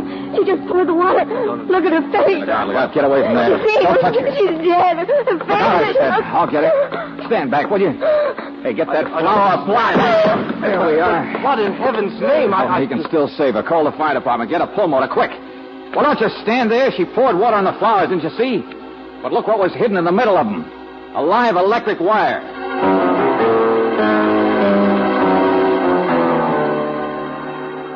Almost all the class, that demonstration, almost all of them.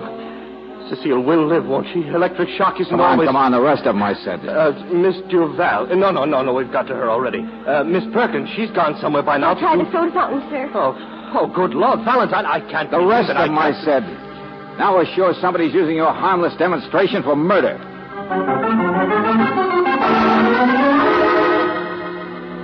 Well, we found 3 girls doing somersaults on the lawn, sir. 2 others went out by the lake someplace. Oh, they got a doctor, another one of them fancy birds. He claims he can help unsnap them from that suggestion thing. Now, there's another girl went out for a walk someplace. And the ones who'd already left the class for lunch are scattered all over. George, look at this. What is it, Brooksy? Just a handkerchief, but I think it might explain Skip whether... the explanations. There are 14 girls still unaccounted But, for. George, it's Estella's handkerchief.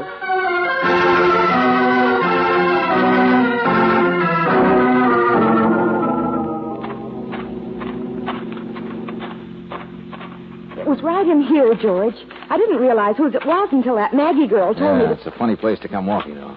Brush, tall weeds. Maggie saw Estella take this handkerchief with her purse when she left the dormitory. Professor Ferris insists he just told Estella to cut crap. A shot. It was over this way, Brooksy. It was George, there she is. Hey, Estella. It's all right. Wait. Estella. Hey, kid, slow down. We're not going to hurt you. That shot. Where did it come from? Who are you? Who are you? My name's Valentine. Now, you're not hurt, are you? No. Mr. Valentine, you're coming to see me. You're a friend of my uncle. Oh, the poor kids are scared to death, George. Yeah. Shot. With a shot. I went for a walk, didn't I? Who was it, Estella? Somebody shot at you. Who was it? I don't know. I don't know. Come on, let's get out of here. The other way, George. It's only a short distance to the lane where the... Lane? Yeah, I see what you mean. The riding stable. What? Come on, kid, you'll be all right. George, I meant it's right near the Ferris house.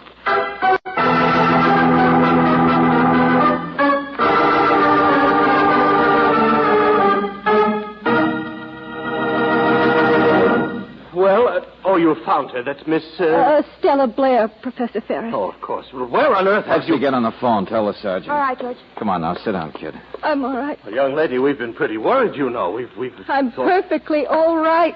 My uncle sent Mr. Valentine to see me. Oh! Well, hello, Charlotte. Oh, I was just, Mr. Valentine. Yes, that's right, Mrs. Ferris. We found her. Oh. Well, I was outside, you know. I've been looking for you, too, Estelle. I thought I heard something out there. Yes, I don't doubt it. I'll get you something, my dear. Wouldn't you like to lie down? Oh, Charlotte, Miss Blair is perfectly all right. No smart Alex show off tricks. What?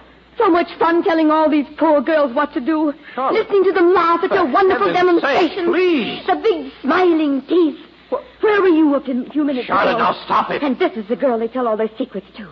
I know. I've been finding out things today. Cut it out, both of you, will you? 11 o'clock. 11 o'clock. It was a legitimate demonstration, Mr. Valentine. Mr. Valentine came to see me. Oh, look at her. Look what he's done to her. Stella. She's still hypnotized. Don't be ridiculous. It doesn't work that way. Works any way you want it to, doesn't it? Of course not. Now, look at me, young lady. It was only for a few moments yesterday, Valentine, when the suggestions were given. I'm perfectly all right. Oh, my dear, there's no possible reason for No, you to... really, I am. I just... Well, then why can't you look at me? Perhaps I'd better see her for a few moments alone, Valentine. Miss Blair... Did you hear that? Did you? I'll tell you what I meant a minute ago, Mr. Valentine. I'll see you alone for a few minutes. Oh, wait a minute. Go on, Mrs. The Ferris. magic word. Oh, I don't mean he does anything, that he isn't a beautiful moral specimen. It's his ego that gets petted. And maybe their imaginations, every one of them. I'm sorry, but I will not stand for these... Vicky! She was in love with him. And Cecile Jensen worse than any. The big, smiling male in the middle of a woman's college.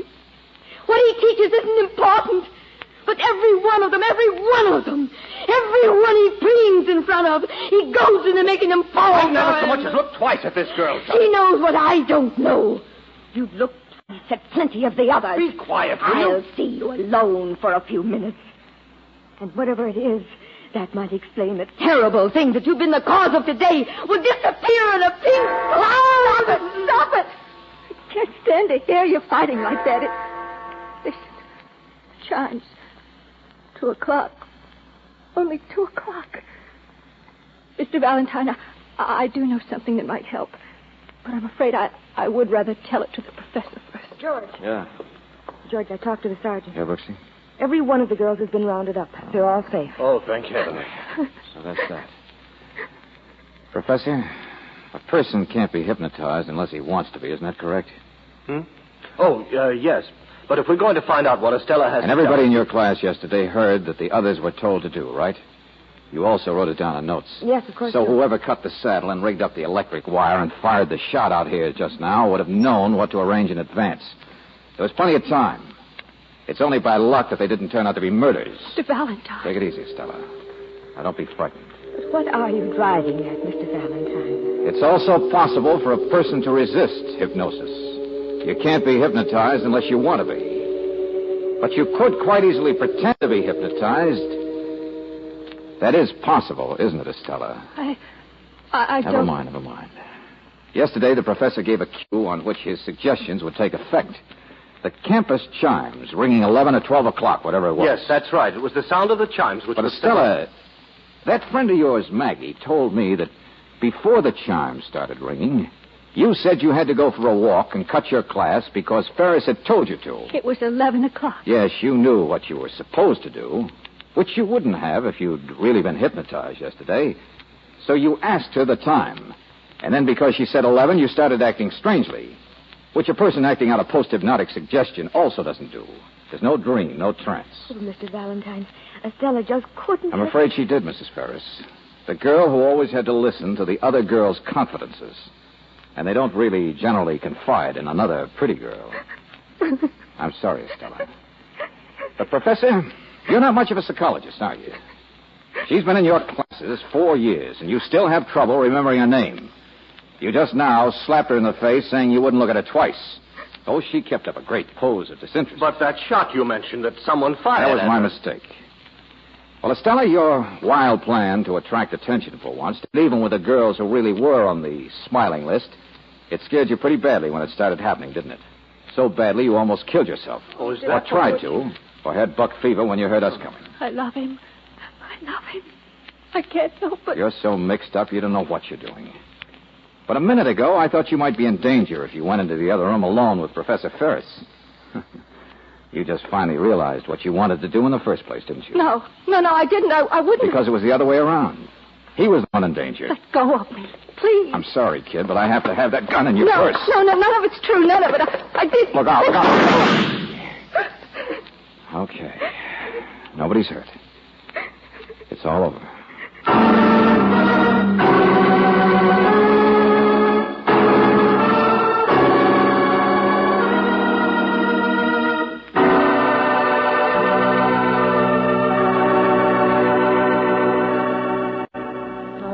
George, that poor thing. And I think Professor Ferris... You see, Brooksy, Mrs. Ferris was just jealous. Shot her mouth off because that sophisticated pose was a bluff. But he didn't actually do anything. Oh, sure, he was a little blind, a little egotistical. But how could he know what an unhappy, twisted-up little girl Estella was behind the surface? Her uncle should have gotten somebody to help her a lot sooner. That's right. Well, at least nobody's dead. Whatever happens to her, she won't have murder hanging over her. Yeah. Oh... What do you say we change the subject, huh? Okay, sure, George. But you know, hypnotism... Oh, no. There we go again. George, how do you suppose it feels to be hypnotized? How should I know? Haven't you ever wondered what... Well, sure, I wondered about it. Hey, Brooksy, look me straight in the eye. What? Yeah, go ahead. That's it. Yeah. Now, relax. Relax completely. That's fine. You're feeling drowsy, receptive. Your eyes are staring straight at mine. Staring. Yes, George? Well, what do you want me to do now? Whatever you want. I feel sort of sleepy. Oh! Good night, Angel.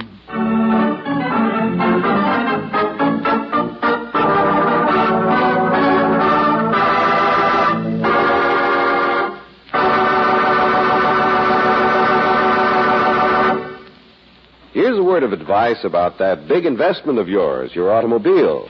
The Car Saver men at standard stations and independent Chevron gas stations will tell you this. You can stretch the oil in your crankcase or you can stretch the life of your car, but you can't do both. Now, as a matter of fact, the surest way to reduce the life of your car is to run the oil so long that it begins to do more harm than good. Contamination becomes excessive, and the additives have little opportunity to control wear and protect the precision-fitted engine parts from rust and harmful deposits.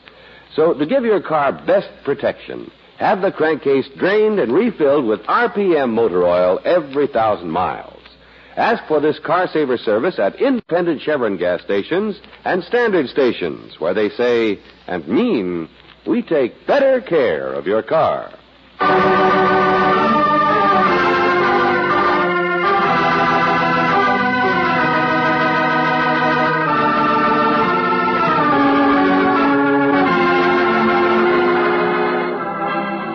Tonight's adventure, George Valentine, has been brought to you by Standard Oil Company of California on behalf of independent Chevron gas stations and Standard stations throughout the West.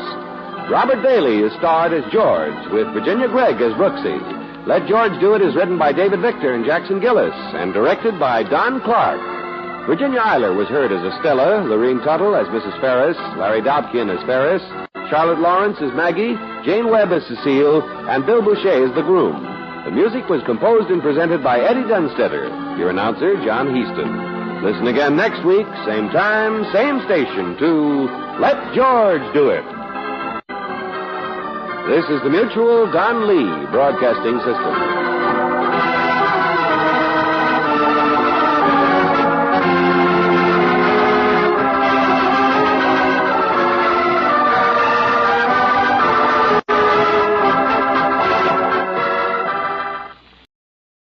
Welcome back.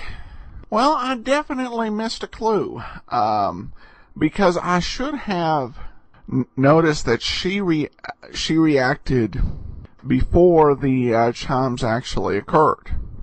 Moral of the story, if you're going to pretend to be hypnotized by a clock, keep your eye on the clock. And of course, she had to be a little bit unstable to even go through this, because to go through this and do things the way she did it, she had to practically be hit by George Valentine's car. So she kind of took a risk that it would end up hitting her. Interesting use of hypnosis in this plot. We have got some great comments from over on Podcast Alley.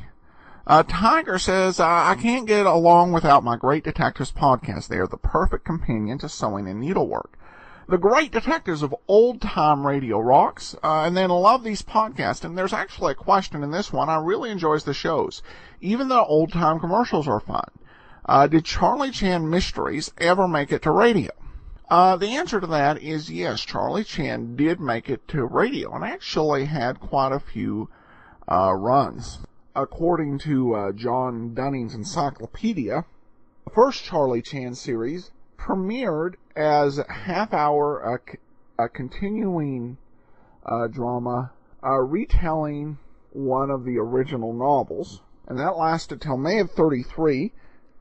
Then it came back as a regular 15-minute serial in September 1936, stayed on the air till 1938, and then it came back to the air in 1944 as a summer replacement, and then it was picked up by the Blue Network into 1945, and then they went ahead and did another series of serials from June to November of 45, and then it came back to radio for 30-minute episodes between August and June of 1948. And Ed Begley, for all the runs outside of the 1930s, was Charlie Chan, except for a period when Francis Ortega took over the role. And of course, Francis Ortega also played Nero Wolfe. Ed Begley, of course, is probably best remembered for his role in 12 Angry Men as juror number 10. The big surprise with Charlie Chan is all of that syndication. Really, what survives of the Charlie Chan series is one Armed Forces Radio Services episode from during the war, a series of partial, incomplete episodes from the 1930 serial. The best of those is the baffling murder of Colonel Willoughby, of which parts 4 through 7 are available, so you can at least find out how the mystery ends. Outside of that, most of the old-time radio featuring Charlie Chan actually originated in Australia through the Grace Gibson transcriptions. So Charlie Chan is out there, and it's definitely on the list to do. Thanks so much for the question. All right, well, we will be back tomorrow with Sherlock Holmes, and next week another episode of Let George Do It. Remember, we're going to be adding a different show on Tuesday. Rogues Gallery is done, and next week we start on Candy Manson. Well, this episode of the Sherlock Holmes is brought to you by the great financial support of our listeners. Thank you so much for your support. Today's episode is called The Case of the Well Stage Murder from November 16th, 1947.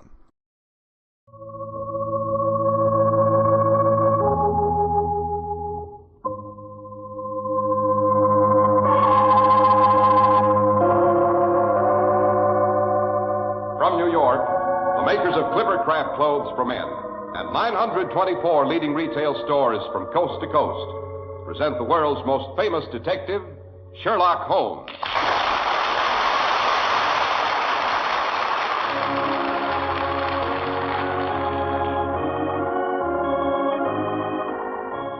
Our stories are based upon the character of Sherlock Holmes, created by Sir Arthur Conan Doyle. Sherlock Holmes is portrayed by John Stanley, Dr. Watson by Alfred Shirley, and the dramatizations are by Edith Meiser. And so tonight we make our way through a cold November rain to the cheerful firelit study of our old friend, Dr. John Watson. You know, Mr. Harris, I'm surprised and delighted to hear you mention my given name. Everyone, of course, knows that Holmes' first name is Sherlock, but to most people I'm just Dr. Watson. To hear them talk, you might think I'd never been christened. But to draw up your chair to the fire. Feels good to get in out of the wet, Doctor. Only a Sherlock Holmes adventure could lure me out on a night like this. That's exactly what I used to say in the old Baker Street days, Mr. Harris. Yes, it brings to mind a case that looked like a neat little murder in Tufnell Park. Too neat, as it turned out. If Holmes, the incurable skeptic, hadn't happened along at the psychological moment, the wrong man would have undoubtedly gone to the gallows, and... But before we become any further involved in what appeared to be mayhem and sudden death, suppose we do homage to our sponsor's excellent product. Happy to oblige, Dr. Watson. Every man likes to trade in the leading store in his community, the store that really has its roots in the town, a store run by friendly local people you respect and who respect you. Now, the whole idea behind Clippercraft is to make it possible for you to shop at fine stores like this and get what are acknowledged to be the finest values in clothes in America. The Clippercraft plan makes it all possible, concentrating the buying power of 924 leading stores across America, making tremendous savings in manufacturing and distribution costs. At your Clippercraft dealers, you can buy superlatively fine Clippercraft suits at only $35 and $40, with a few special numbers at $43.75. Top coats and overcoats are only $30 to $40. Sport jackets, only $24. Clippercraft clothes are so exceptionally fine that we urge you to compare them with clothes selling for many dollars more. And now, Dr. Watson, to get back to the neat little murder in Tufnell Park. Right. As a matter of fact, Holmes and I just missed being eyewitnesses to the shooting. It was a night when the century was very young. A night very much like tonight. Rain with a bit of mist mixed in for good measure. Holmes and I were taking a slight constitutional. You mean you went walking on a night like this for pleasure, Doctor? We were out walking, Mr. Harris, to relieve the tension. It had been raining for 4 days. From Monday to Thursday, I doubt whether it ceased for a moment.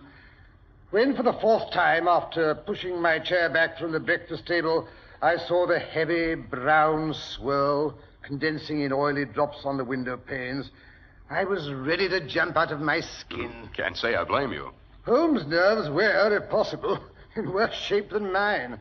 He paced around our lamplit sitting room like a caged animal, cursing under his breath in a fever of suppressed energy. Finally, as evening drew in, he proclaimed he was going out for exercise if he had to swim in the gutters. We donned caps and ulsters, and after a certain amount of acrimonious discussion, I persuaded Holmes into his overshoes and muffler. For half an hour we strode the streets in silence. Little by little our nerves relaxed and our pace slackened. By the time we started across Tufnell Park, Holmes was feeling almost amiable.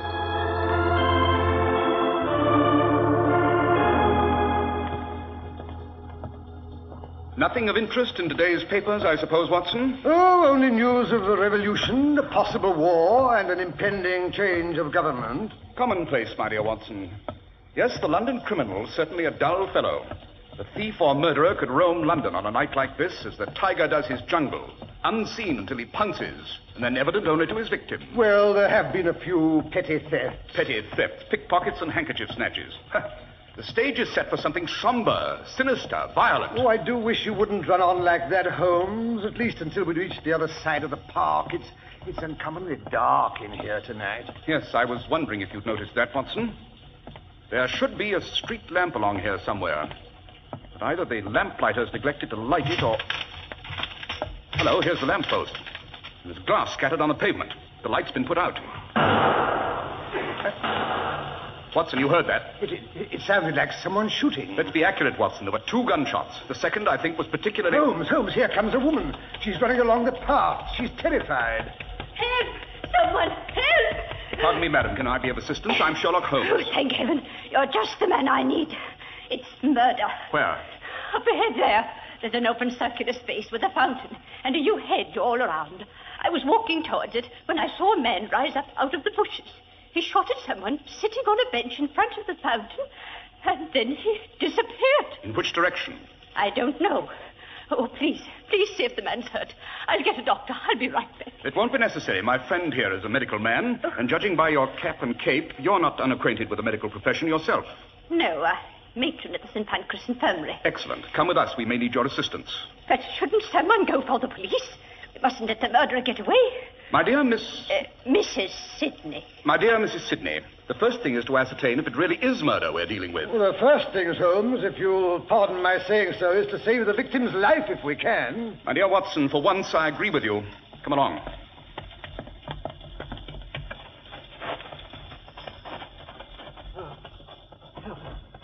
Help me, Holmes. I'm shot.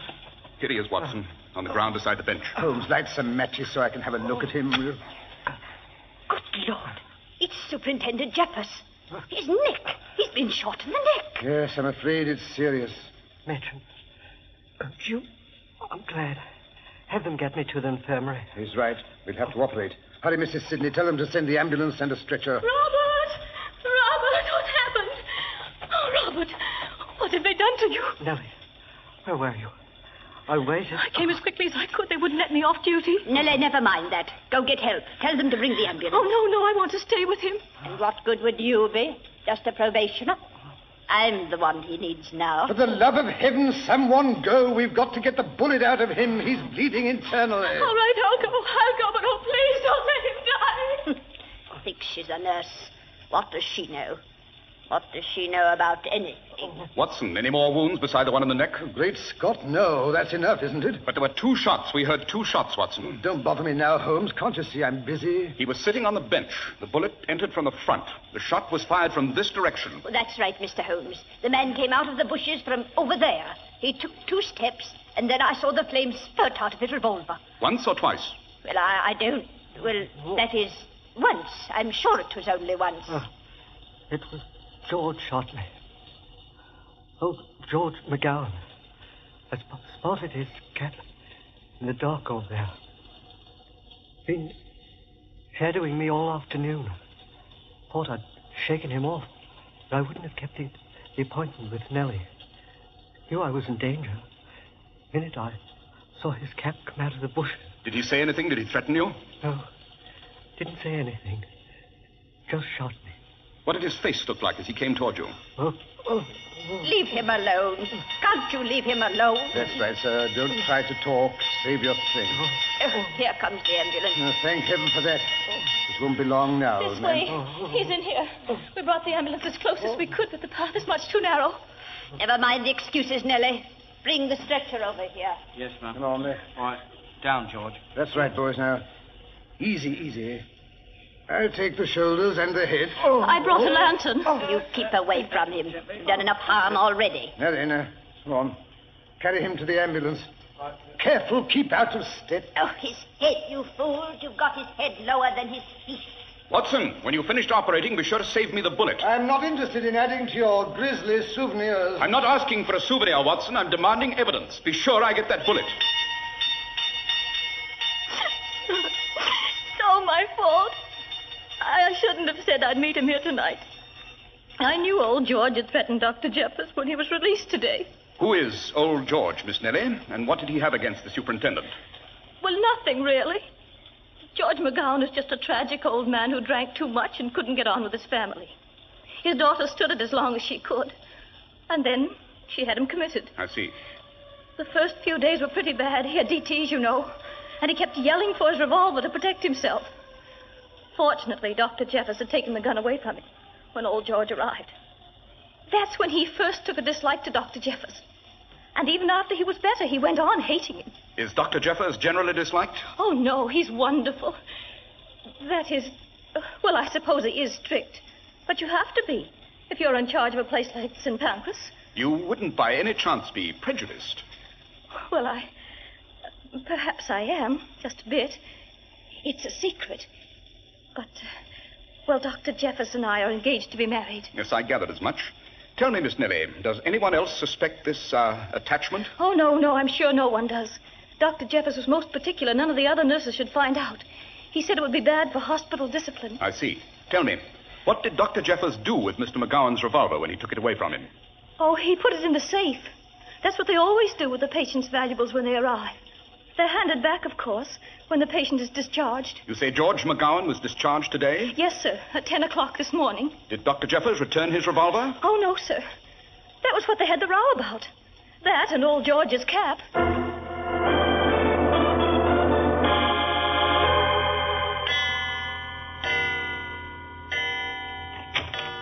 Hey, there you are.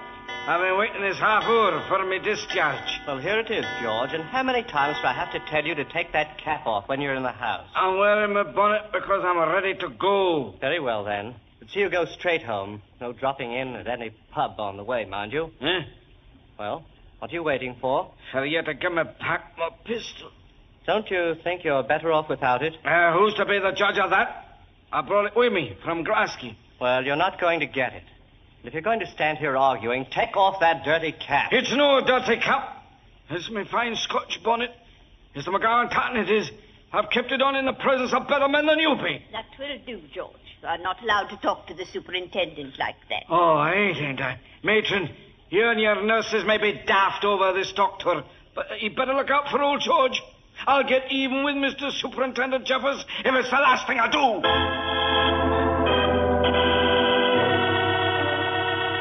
I begged Dr. Jeffers to be careful, but he just laughed. He said if the doctor was going to worry about all the patients that took a dislike to him, he'd better give up medicine. Oh, do you think they'll be able to save his life? Dr. Jeffers, I mean. Fortunately, my dear, Dr. Watson is a much better surgeon than he is a detective. Your friend is in good hands. Dr. Watson? Why, then you must be the great Mr. Sherlock Holmes. Hadn't you guessed? Well, no. I suppose I was so upset, and then the light here is so dim tonight. All I can really see is that peaked cap of yours. Yes. Dr. Jeffers says it was Mr. McGowan that shot him, but I suspect all he saw in this light was the Scottish bonnet. I rather imagine that was why the street lamp was extinguished. Of course. Old George hoped to get away without being recognized at all. I wonder. What are you looking for, Mr. Holmes? Confound this rain. It's drowned my match. We'll try another. Here, I'll hold my cape over it. Thanks. Yes, that's better. No footprints on this gravel, confound it. Yes, hello. Here we are, just as I expected. Right here on the ground under the yew hedge. A trifle waterlogged, but still recognizable. Why, that's old George's cap. He must have lost it in the excitement. And look, there on the grass, Mr. Holmes. There's his revolver, too. Don't touch it, whatever you do. Don't touch it. Don't want any unnecessary fingerprints. I'll handle it with my muffler. Good thing Watson bullied me into wearing it. Comes in useful after all. Although what fingerprints we have are probably badly smeared. The gun has recently been discharged. Yes, only one chamber has been emptied. Interesting, very interesting. But, Mr. Holmes, Dr. Jeffers had only one wound. Quite right. 2 shots were fired, however. I heard them myself.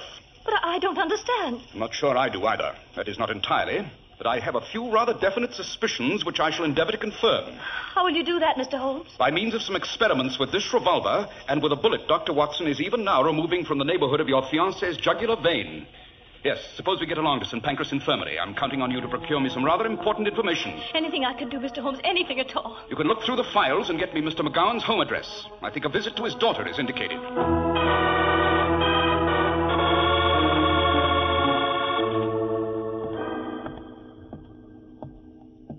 Let's see. 17 Burberry Mews. 17, yes, here we are. Dilapidated little villa. Ah, well.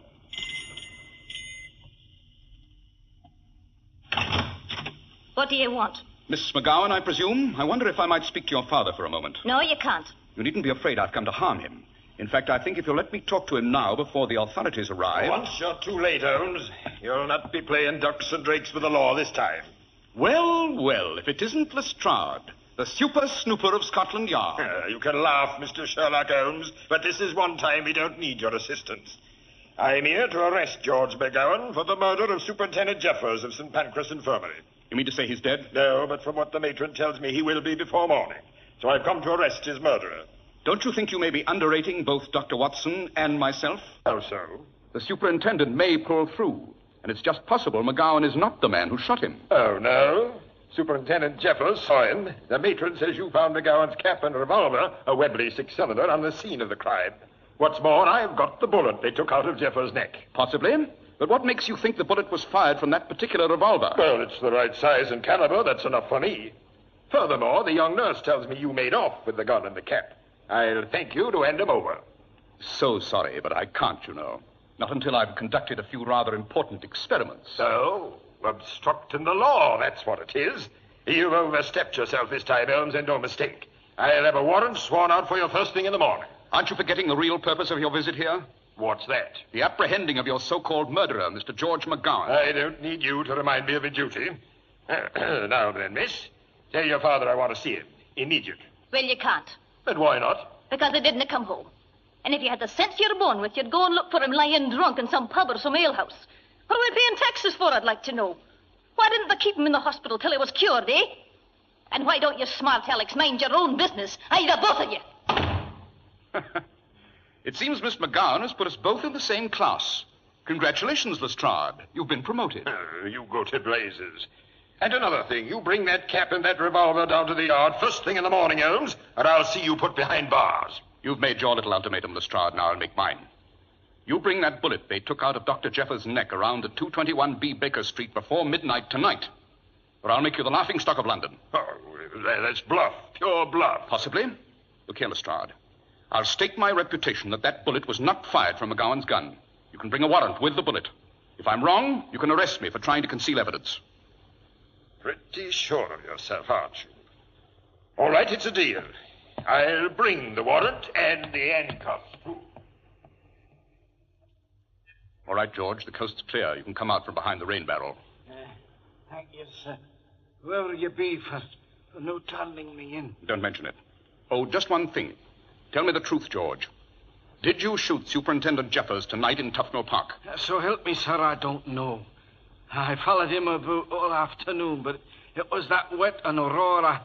I had to stop in now and again for a weed wrap, and pretty soon I was in a bit of a fog, as you might say, so I don't rightly remember what happened. When I come to, I was lying in the gutter with my bonnet gone and my hand here covered with blood. It could be me own blood, sir. I've got a nasty cut over my left eye. Let's hope it is your own blood, George. If it's not, we shall both then end up in jail.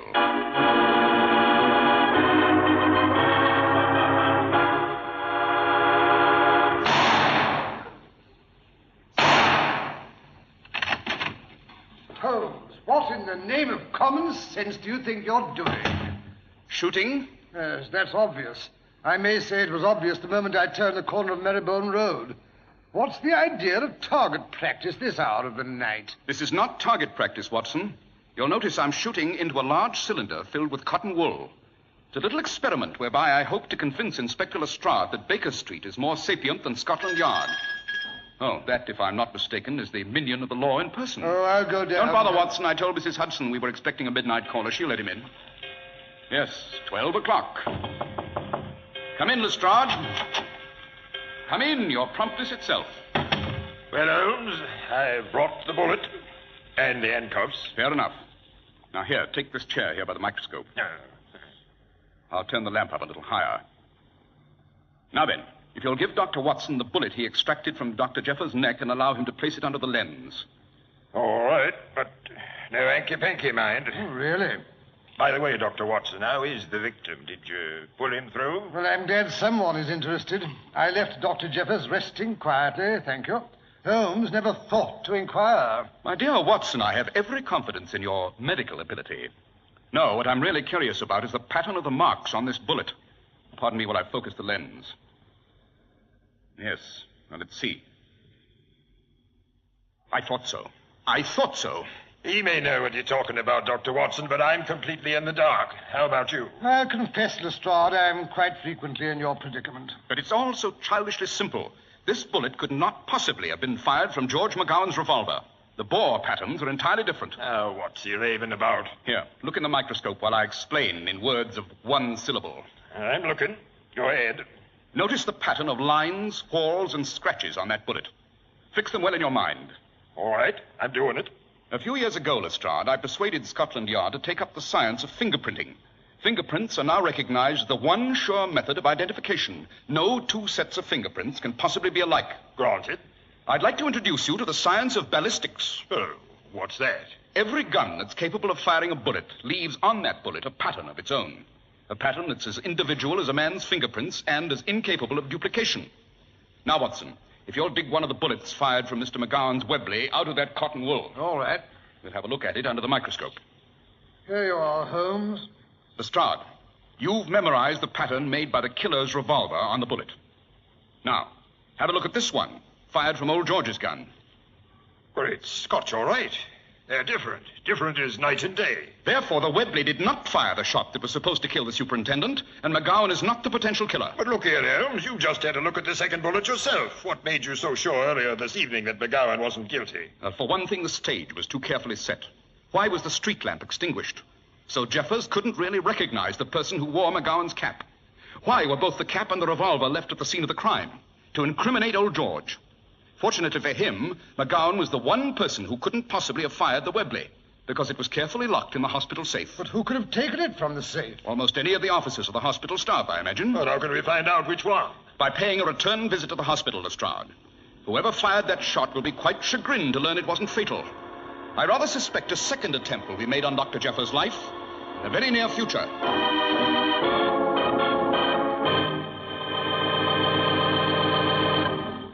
Take a good long look before the mirror. If you hadn't seen that Clippercraft label, how much would you say that beautiful suit costs? Well, many, many dollars more than the figure on the price ticket. It's pretty hard to believe you can buy clothes that fit so beautifully. Such long-wearing woolens, such smart styles and superior tailoring at prices so remarkably low. Suits at only $35 and $40, with a few special numbers at $43.75. Top coats and overcoats at only $30 to $40, and sport jackets at only $24. Without the famous Clippercraft plan, it would be impossible. It concentrates the buying power of 924 leading stores across America. Gives you the savings that result from group buying at the store you can trust. At your own local independent store. Selling beautifully tailored, expensive clothes at inexpensive low prices at the nation's finest independent stores is the great big idea behind the Clippercraft plan. That's why men who know insist on Clippercraft clothes. So be sure to visit the Clippercraft store in your city. The leading stores in the metropolitan area that bring you Clippercraft clothes are Saks 34th, Broadway at 34th Street, Manhattan, Abraham and Straus, Brooklyn, the Boulevard Men's Shop, Kresge, Newark, New Jersey, and the B&B Clothes Shop, 16408 Jamaica Avenue, Jamaica. These great, courteous, and friendly stores are proud to add their names to that of Clippercraft in the label of your suit, top coat, sports jacket, and overcoat.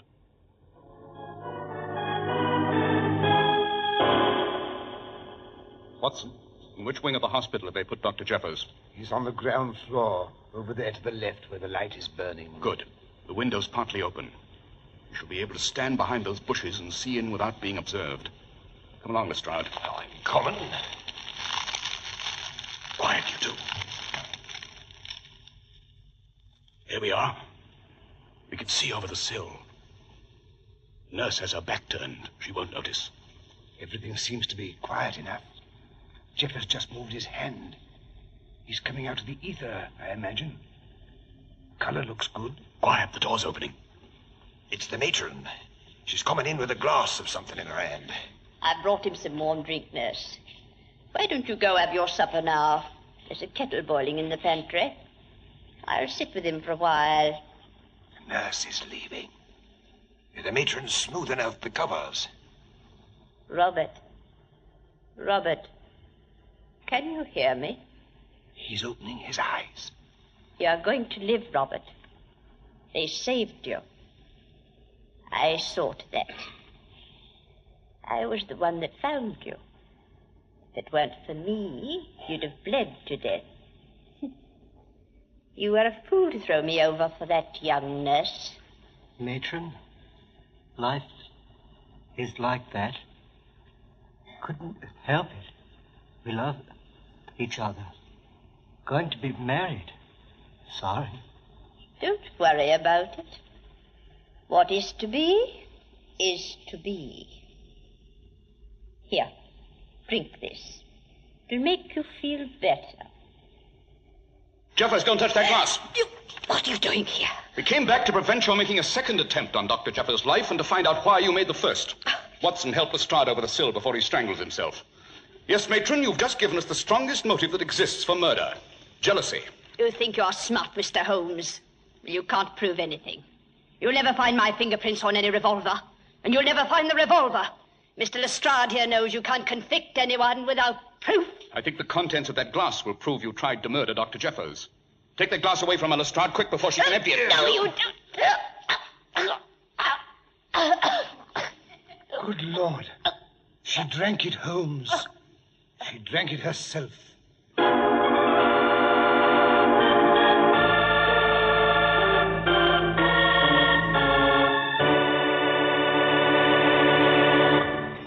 Oh, there was nothing Holmes or I could do, Mr. Harris. That glass contained a very lethal dose of prussic acid. She was dead inside of 2 minutes. Good Lord. Tell me, Dr. Watson, when did Sherlock Holmes first suspect the matron of trying to kill Dr. Jeffers? Well, almost at once, or perhaps I should say from the moment we entered the circle of yew hedge that surrounded the fountain.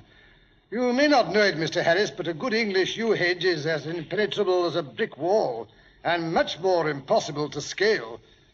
There was only one entrance to that circle, the one through which the matron ran practically into our arms. No one else could have passed without our seeing him. Consequently, no one else was in the circle with Dr. Jeffers when he was shot. It had to be the matron who fired the revolver, who fired the 2 revolvers, I should say. The one to incriminate George McGowan and the other to do the job. Thank you, Dr. Watson. And now, what is in store for us for next week? Next week? Well, now, let me see. I think I'll tell you how Holmes unearthed a stolen naval treaty that threatened the peace of Europe.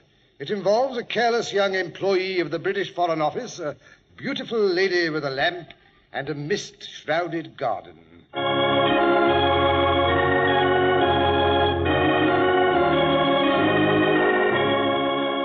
The makers of Clippercraft Clothes and 924 leading stores from coast to coast have brought you another in the new series of broadcasts featuring the world's most famous detective, Sherlock Holmes. Sherlock Holmes is produced and directed by Basil Lochran, with special music by Albert Berman.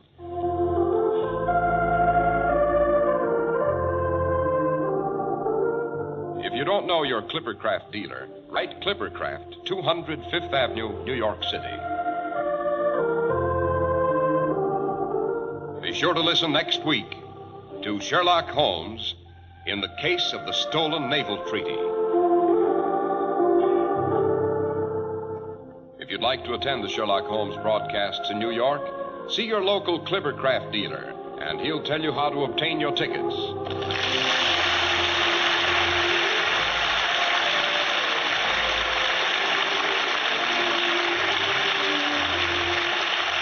This is Cy Harris speaking for Clippercraft Clothing. This is the world's largest network, serving more than 450 radio stations, the Mutual Broadcasting System.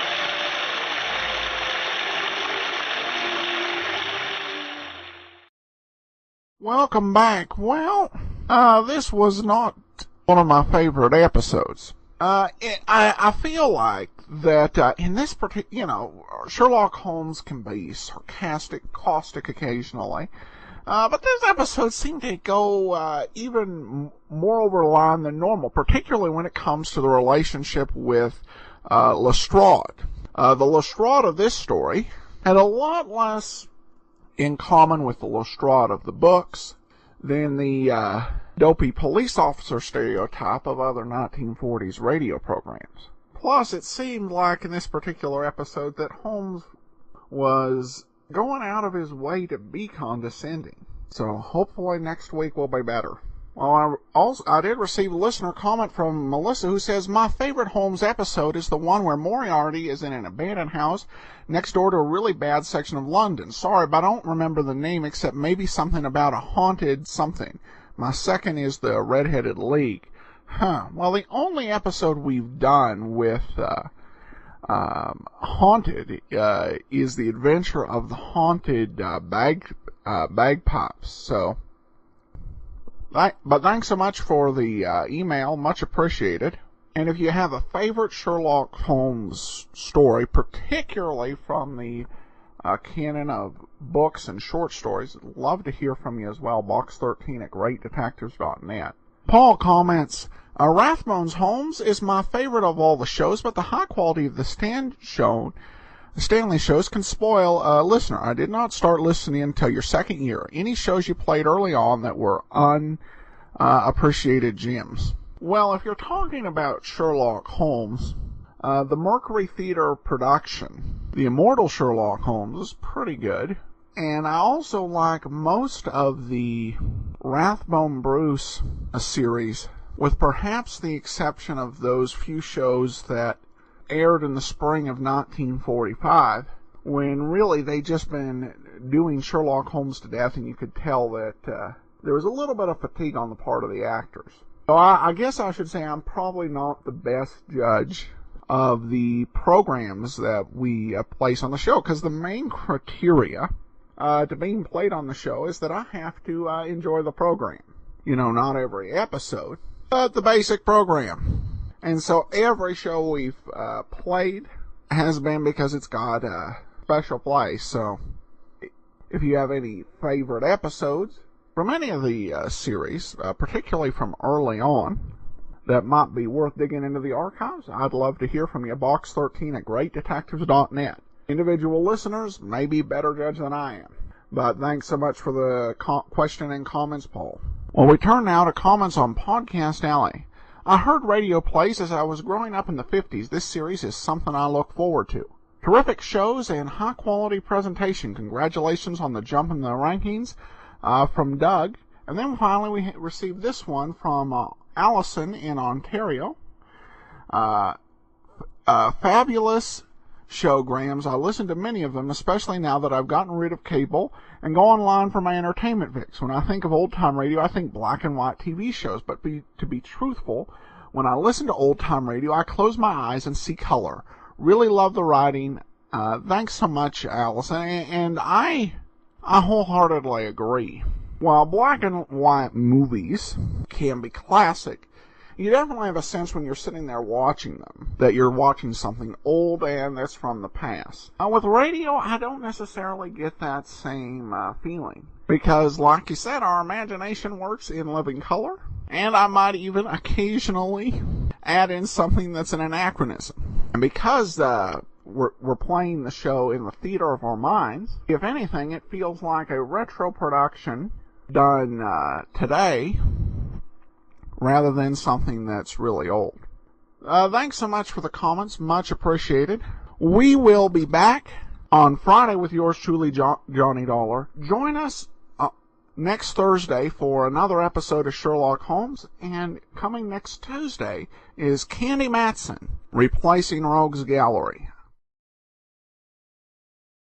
Well, before we do get started with today's program, I want to encourage you to be sure and check out JohnnyDollarAir.com for all your travel needs.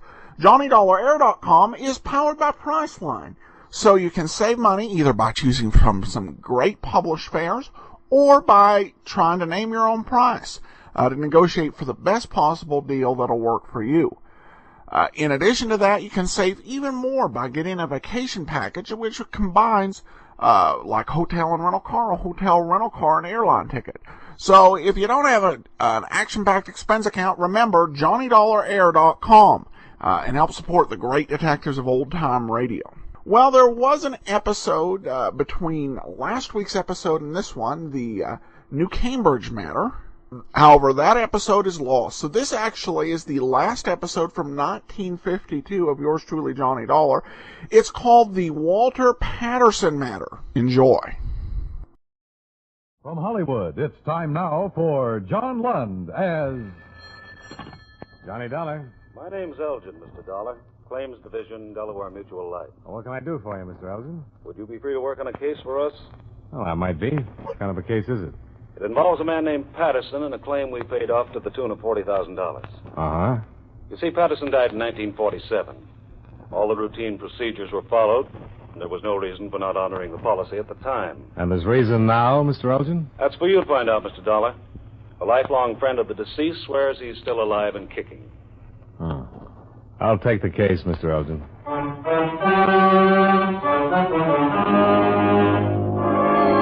John Lund in a transcribed adventure of the man with the action-packed expense account, America's fabulous freelance insurance investigator. Yours truly, Johnny Dollar.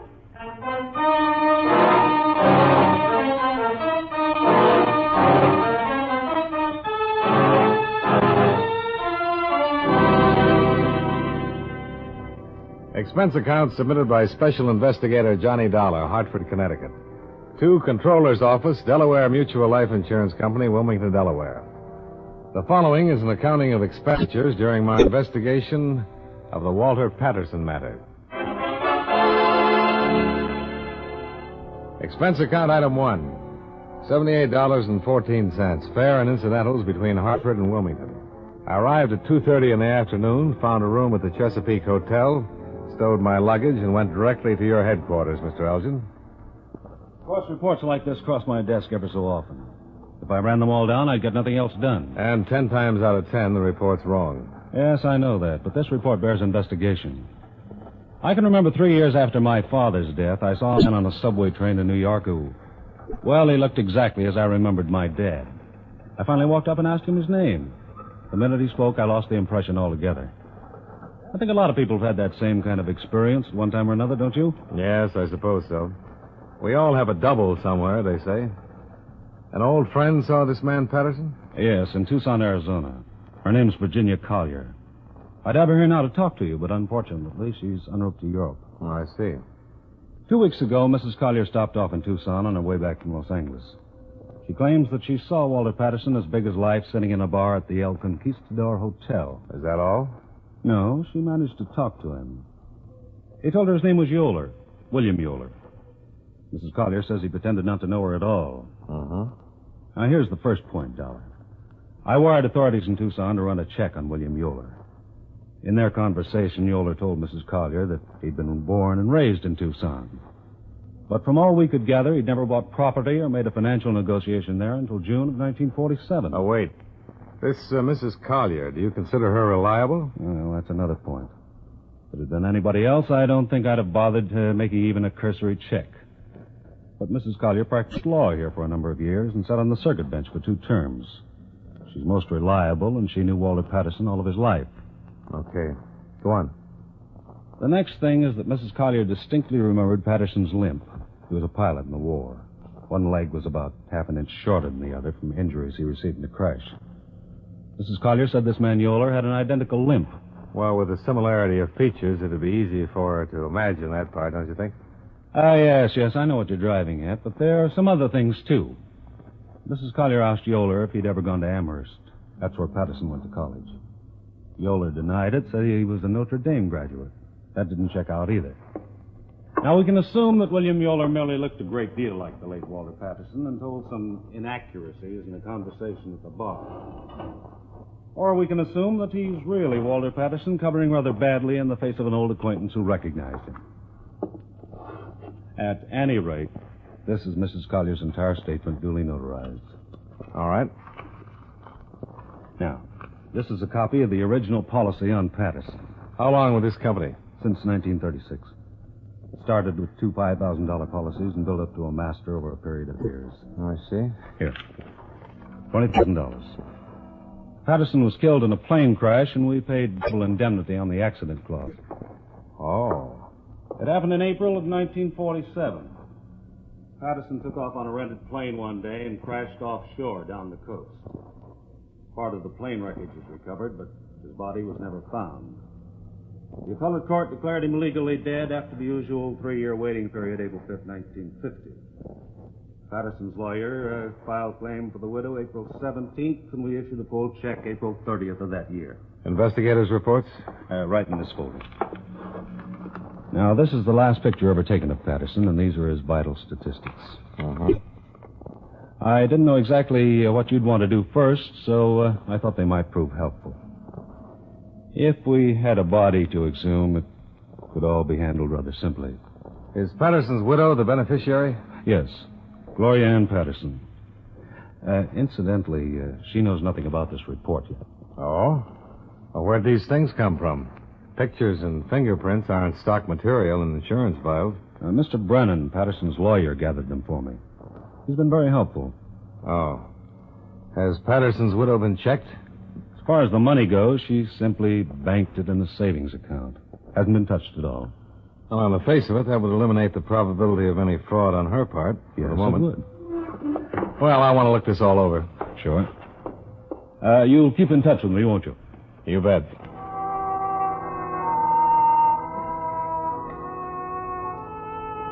I spent the remainder of my day in and about Wilmington talking to the principals connected with the plane crash death of Walter Patterson. Number 1 was the radio operator who'd spoken to him last. Number 2, a mechanic at the flying field. And number 3, Lieutenant James Craigson, Coast Guard, who had conducted the search in the bay. See attached statement. We both agreed that an unreported rescue was possible but highly improbable. And when I left for Tucson that night, I was more or less convinced that all I'd find there would be a lot of desert sunshine.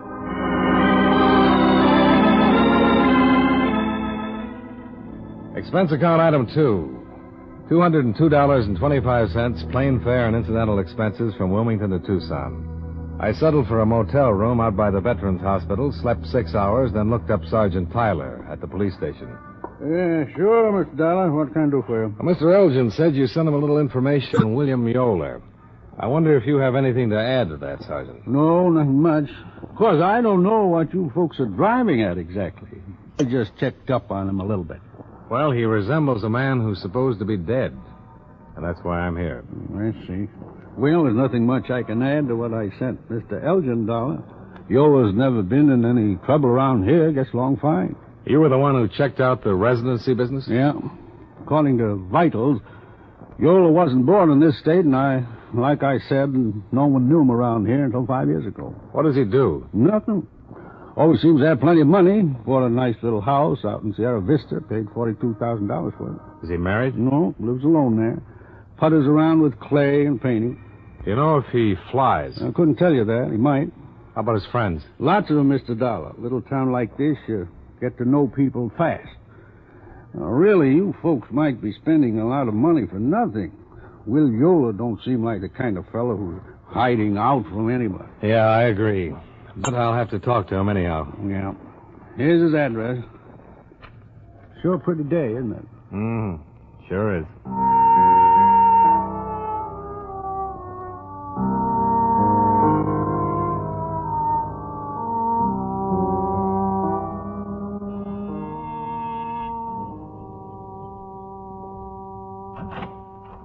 Mr. Yoler? Yeah. Who are you? My name's Dollar. I'm an insurance investigator. Oh? Well, come on in. Oh, thanks. Take a chair. Anywhere. Now, what's on your mind? Oh, I'm just making a routine check, Mr. Yoler. I thought perhaps you could help me. No, what about? Well, I'm running down a report in the home office. Tell me, do you happen to remember a few days ago when you were out at the El Conquistador Hotel? I'm out there all the time. What about it? I steal something? No, you met a woman named Collier. Did I? Yes, it was at the bar. You had a drink with her. I might have. I still don't understand. Well, I know it seems confusing. Maybe this will help. Take a look at this. Mm-hmm. Well, you'll admit you look a great deal like the man in the picture. Yeah, I suppose I do. I'll be darned. I do at that. Well, that's why I'm here. You see, the company I represent insured the man in this picture for quite an amount of money. He was lost in a plane crash 5 years ago. The Mrs. Collier, who saw you here, thought you were him. Mm-hmm. Well, I'm not. I wasn't in the Army. You want to smoke? Oh, thanks. No. She was a lifelong friend of the man, Mr. Yoler. I have her sworn statement about the identity. Well? What year did you go to Notre Dame? I didn't go to Notre Dame. What is this? Well, that's what you told Mrs. Collier. Oh. Oh, now I remember that woman. Well, that was, on Sunday. Yeah, well, I might have told her anything, Mr. Dollar. You know, she was one of those inquisitive kind. I never could make out what was on her mind. Oh, now I get it. She thought that I was this man. Yeah. That's funny. Did you go to college? Yeah, Tulane. I got out in 36. You haven't lived in Arizona all your life. Where else have you lived? Mr. Dollar, I don't want to be unpleasant, but do you have any right to ask me questions like this? Well, no, I don't. But you'll help me a lot if you'll answer them, Mr. Yoler. All right, why not? Well, I've lived in Cincinnati, Buffalo, around the country. I came here a few years ago for my health. I got a little asthma that bothers me. Ever been married? Yeah, once, 1944. It didn't last very long. Anything else you want to know? Are you in a hurry? I can come back later. No, not exactly. I've got to go downtown today, that's all. Look, you seem like a nice enough guy, but it makes me uncomfortable answering these questions of yours. Well, and I appreciate the time you've given me already, Mr. Yoler. Please understand, it's just a matter of identity. Well, you know who I am. I just told you. That's true. I don't like this business much. Is there any way that we can eliminate it? I have a birth certificate and some other papers. You can have them. Make photostats if you like. Well, that's very kind of you, Mr. Yoler. Well, they're in my safety deposit box down at the bank. I'll get them for you this afternoon. Okay. My job is to check them. Sure, it's okay by me. Well, how do you like Tucson? Well, it's a lot different from Connecticut. Yeah, I'll bet. The birth certificate and whatever else you have will help a lot, but wonder if I could ask another favor. Sure, what is it? The most positive identification would be fingerprints. Oh? Mr. Yoler, I'm not so much interested in who you are, but simply in proving that you're not Walter Patterson. If you volunteered a set of prints, it'd save me a great deal of digging around. Could you drop in at the police station? Certainly, Mr. Dollar. Why not? Well, that'll be fine. That's all right. Nice meeting you. Same here.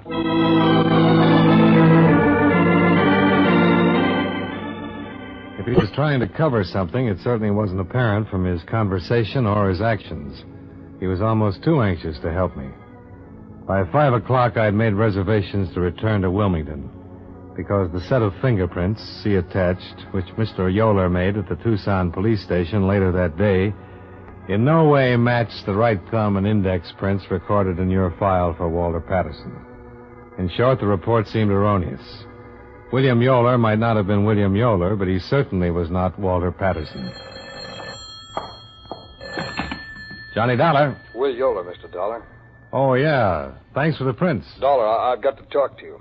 Something wrong? Plenty. Do you know how to get to the Arizona Inn? Well, I can find it. All right, I'll be there in 20 minutes. In the tone of his voice, I felt compelled to get there in half that time. I sat down at the bar and ordered a drink and waited for him to show up. An hour later, I was still waiting.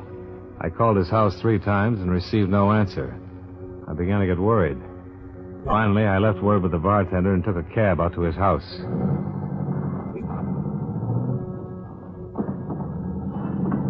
I arrived there at 8:35. There were no lights on and apparently no one around. I walked up to the front door and found it partially open. Yoler? Yoler?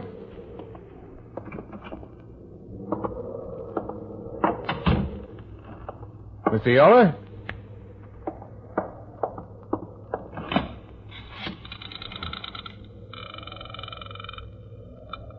Operator? Give me the police, please. One moment.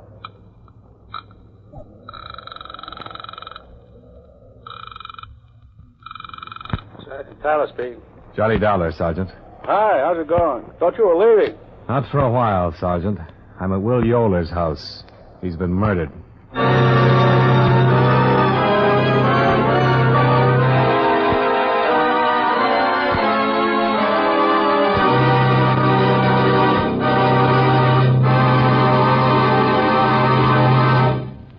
We'll return to yours truly, Johnny Dollar, in just a moment.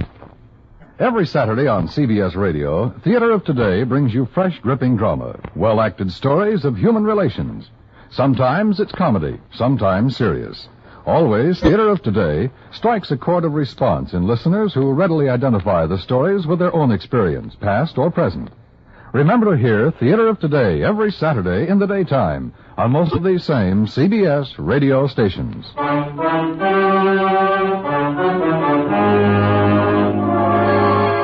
Now, with our star, John Lund, we bring you the second act of yours truly, Johnny Dollar.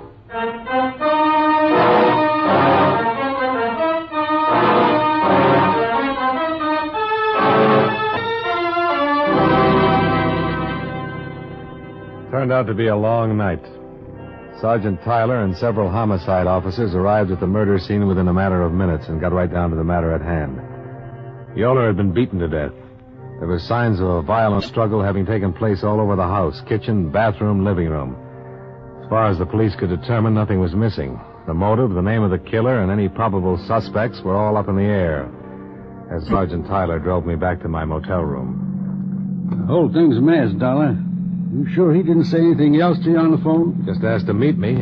I'll admit he sounded frightened, worried about something. But I don't get it. Our business was all finished. He wasn't the man I was looking for. You going to be around for a while? Well, if I can help you, I'll stick around, sure. Otherwise, I'll get back to Wilmington as soon as I can. I'd like to have you around for a day or two. You have a particular reason, Sergeant? Yes, I do. What?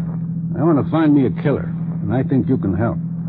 Nobody walks into a man's house, fights with him, breaks up furniture and lamps, beats him to death, without making a lot of noise about it. Well, the wind was pretty strong. I don't care if a hurricane was blowing. When people fight like that, there's always noise.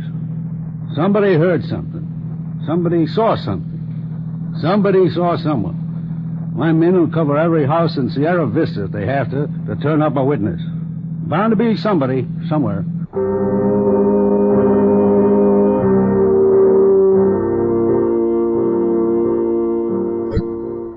The dogged Sergeant Tyler turned out to be 100% correct. In fact, 300% correct. For by 11 o'clock the following morning, his men had located 3 different people who had information about the brutal murder of William Yoler. One of them, a Mrs. Lucas, gave us what turned out to be our best lead.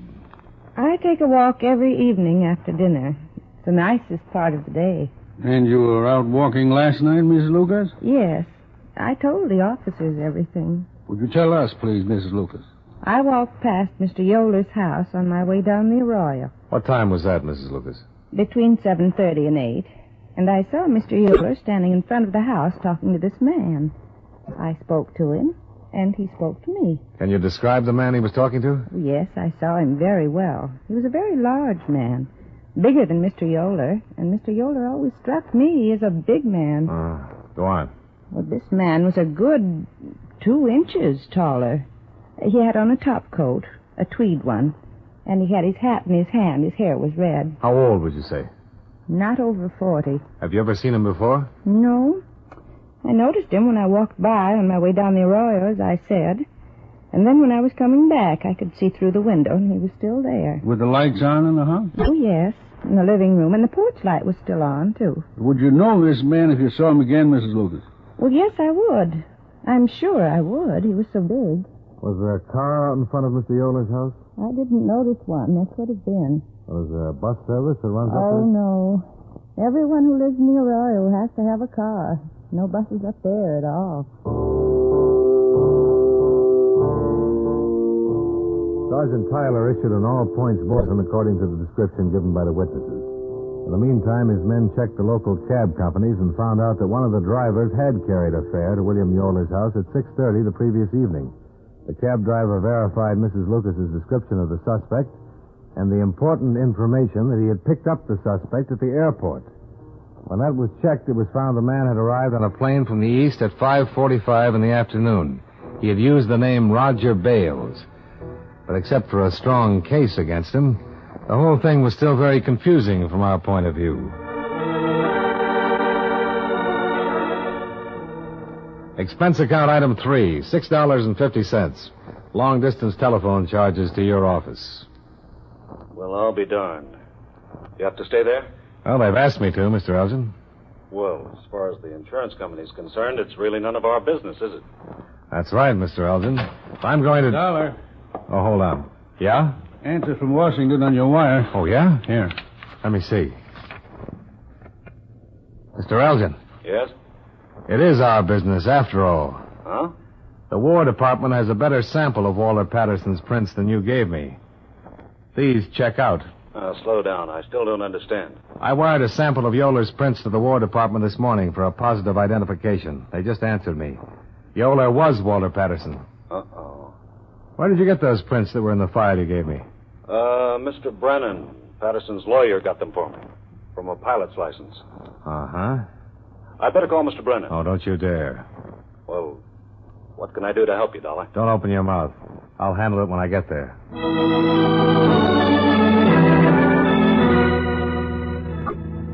Expense account item 4, $42.85. Expenses while in Tucson. And item 5, same as item 2, traveling expenses from Tucson to Wilmington. I arrived at 10:15 in the evening, called you, obtained lawyer Brennan's home address, and went directly there.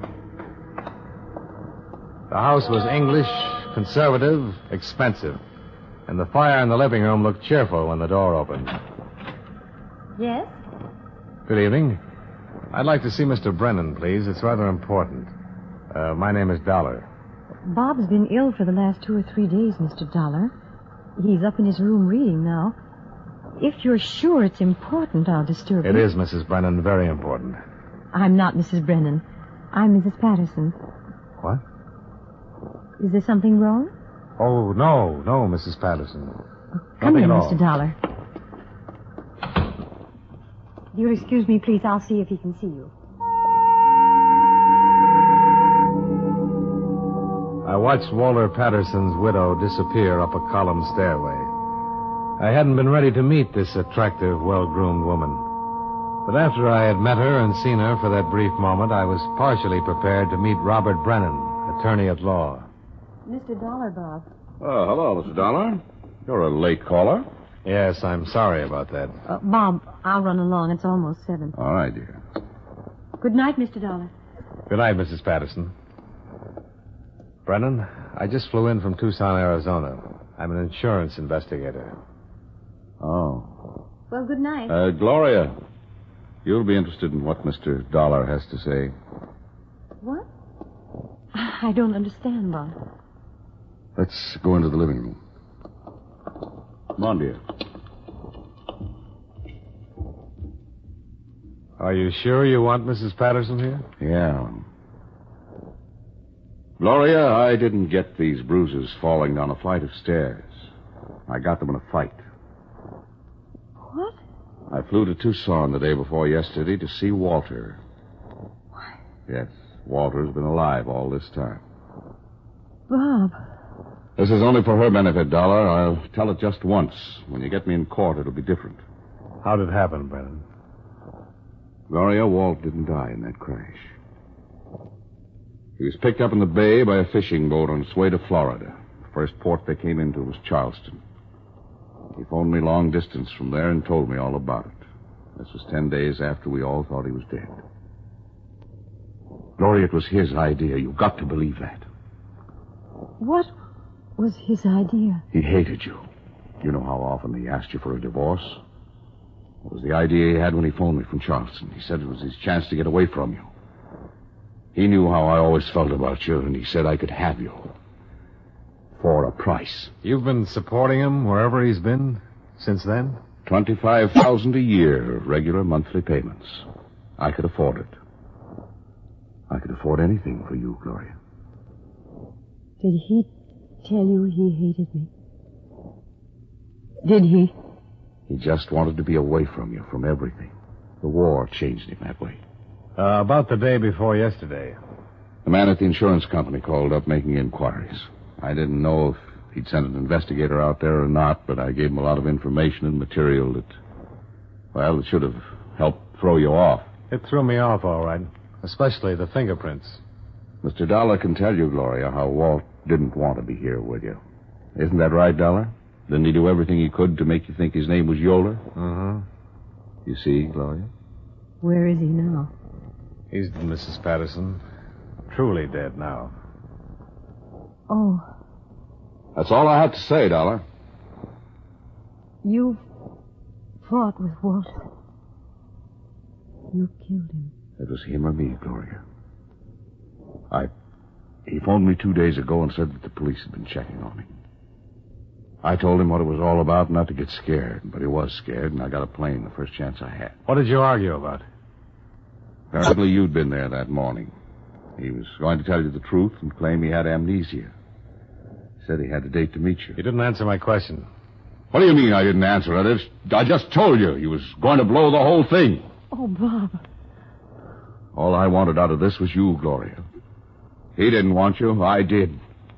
Last week you said you decided to marry me. It took you 5 years to decide that. And it took him one lousy afternoon to decide he was going to come back to you.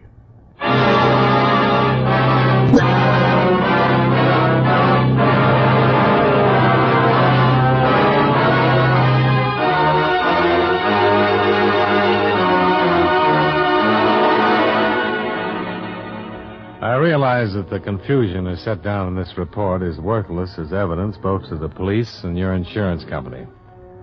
The proof that Brennan killed Patterson will be a matter for the courts to decide. The proof that Gloria Ann Patterson is guilty or not guilty of a fraudulent claim is a matter for you to decide. At any rate, she is a widow now. And I personally am convinced that she had no complicity in the matter of claims, murder, or collusion.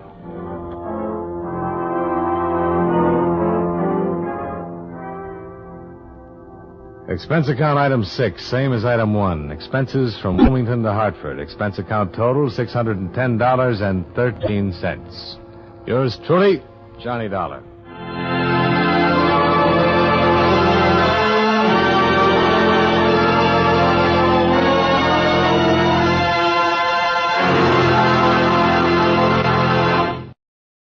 Welcome back. Well, one challenge for me as I'm listening to this, and this may be one of the reasons that John Lund gets underrated, is that all of the ones I've heard so far were adapted into 5-part serials of yours truly, Johnny Dollar. And so I remember how much better it worked when it was expanded out to 5 parts.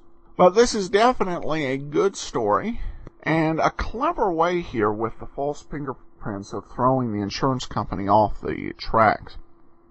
For those who, I do want to let you know, our next video theater is coming up this weekend on Sunday. It will be the last of the Mr. Wong films, Doomed to Die. It's a fairly good movie. Some of the supporting cast is just not as good as Boris Karloff, to be honest, but it's a 68-minute film, and it's the last of the Mr. Wong films that star Boris Karloff. There was a later version, later movies that starred Kay Luke, and we'll play that one probably sometime next year. All right, well, we turn now to listener comments. Joel says, as fond as I was of O'Brien, Lund gave an excellent, appealing characterization of Johnny Dollar in this last episode. He was realer, to coin a word, and had a softer persona than O'Brien's Dollar. I like Bob Bailey very much, too, but look forward to hearing more Dollar featuring Lund. Thank you for your excellent podcast and insightful commentary. I'm a night owl, and these programs are great bedtime listening. Brings me back to the 1940s and early 50s when I lay on my by my Bakelite AM radio listening to all sorts of exciting and entertaining programs. Well, thanks so much, Joel. Mary emails in and says, I've been enjoying your podcast since the beginning of the year. I've been listening to your current shows as well as playing catch-up. Your comments are very informative. Keep them coming. I'm a fan of Philip Marlowe because I love Gerald Moore's distinctive voice. I liked him as Archie Goodwin. Dick Powell's Rogues Gallery is another favorite, as well as Let George Do It. And she concludes with, says, again, thank you for taking the time to bring us these shows from long ago. These shows were gone by the time I was listening to radio in the 50s, and anyway, I was only listening to the R&B station here in the San Francisco Bay Area. You know, once you got to the late 50s, there was very little going on. There was a few scattered dramas. NBC had X-1, and CBS had Suspense, Johnny Dollar, Have Gun Will Travel, and Gunsmoke. And then there were a few other scattered dramas, with everything pretty much disappearing by September 30th of 1962. Melissa sent us an email regarding Barry Sullivan's Rogues Gallery. I agree with your assessment, but was surprised you didn't mention the absence of Ugor. How can Rogue be knocked out and not go to Cloud 8? Just not the same or as good. Well, I said on Tuesday that I found the ABC version with Paul Stewart of Rogues Gallery kind of intriguing. It changed things up. It was a bit of a reboot, but it worked because of Stewart as an actor. But the Sullivan thing without Ugor in the story, and I think it may have also been that particular episode. The Digital Deli did indicate that Peter Leeds as Ugor did appear during that run, but we only have one of those 14 episodes. Yeah, not a huge fan of Sullivan's Rogues Gallery. And then Anna highlights something. I've enjoyed listening to the Great Detectives podcast since I discovered it last year, and I enjoy the information you share about each show. I was disappointed to see some of the episodes were missing from the available list in iTunes, so I started downloading them from your site, only to find iTunes wouldn't store them with your other podcast. I searched high and low for a solution to this problem, and then I learned there was separate podcasts available for each show. Brilliant! Now I can get all my favorite shows and keep them together on iTunes. Thanks so much for bringing these great shows back to the airwaves. I'm too young to remember their original broadcasts, but old enough to enjoy and appreciate them. Thanks again from Anna. And that's definitely a point to remember for iTunes users, that we do have every show other than Barry Craig's Confidential Investigator, there's a separate podcast entry. That was something we definitely needed to do when about a year or so back we were limited to 200 episodes in our feed. So we went ahead and did that so that pretty much everything we do is available in one of those podcasts, or you can also just download it direct off the site at greatdetectives.net. But as she said, it may not be as user-friendly. But thanks so much for the email. All right, well, that will do it for today. We will be back next week on Monday with Barry Craig, Tuesday, our new Tuesday show, Candy Matson, and join us on Friday for another episode of yours truly, Johnny Dollar. In the meanwhile, send your comments to Box 13 at greatdetectives.net. Give us a call, 208-991-4783, and follow us on Twitter at Radio Detectives. But from Boise, Idaho, this is your host, Adam Graham, signing off.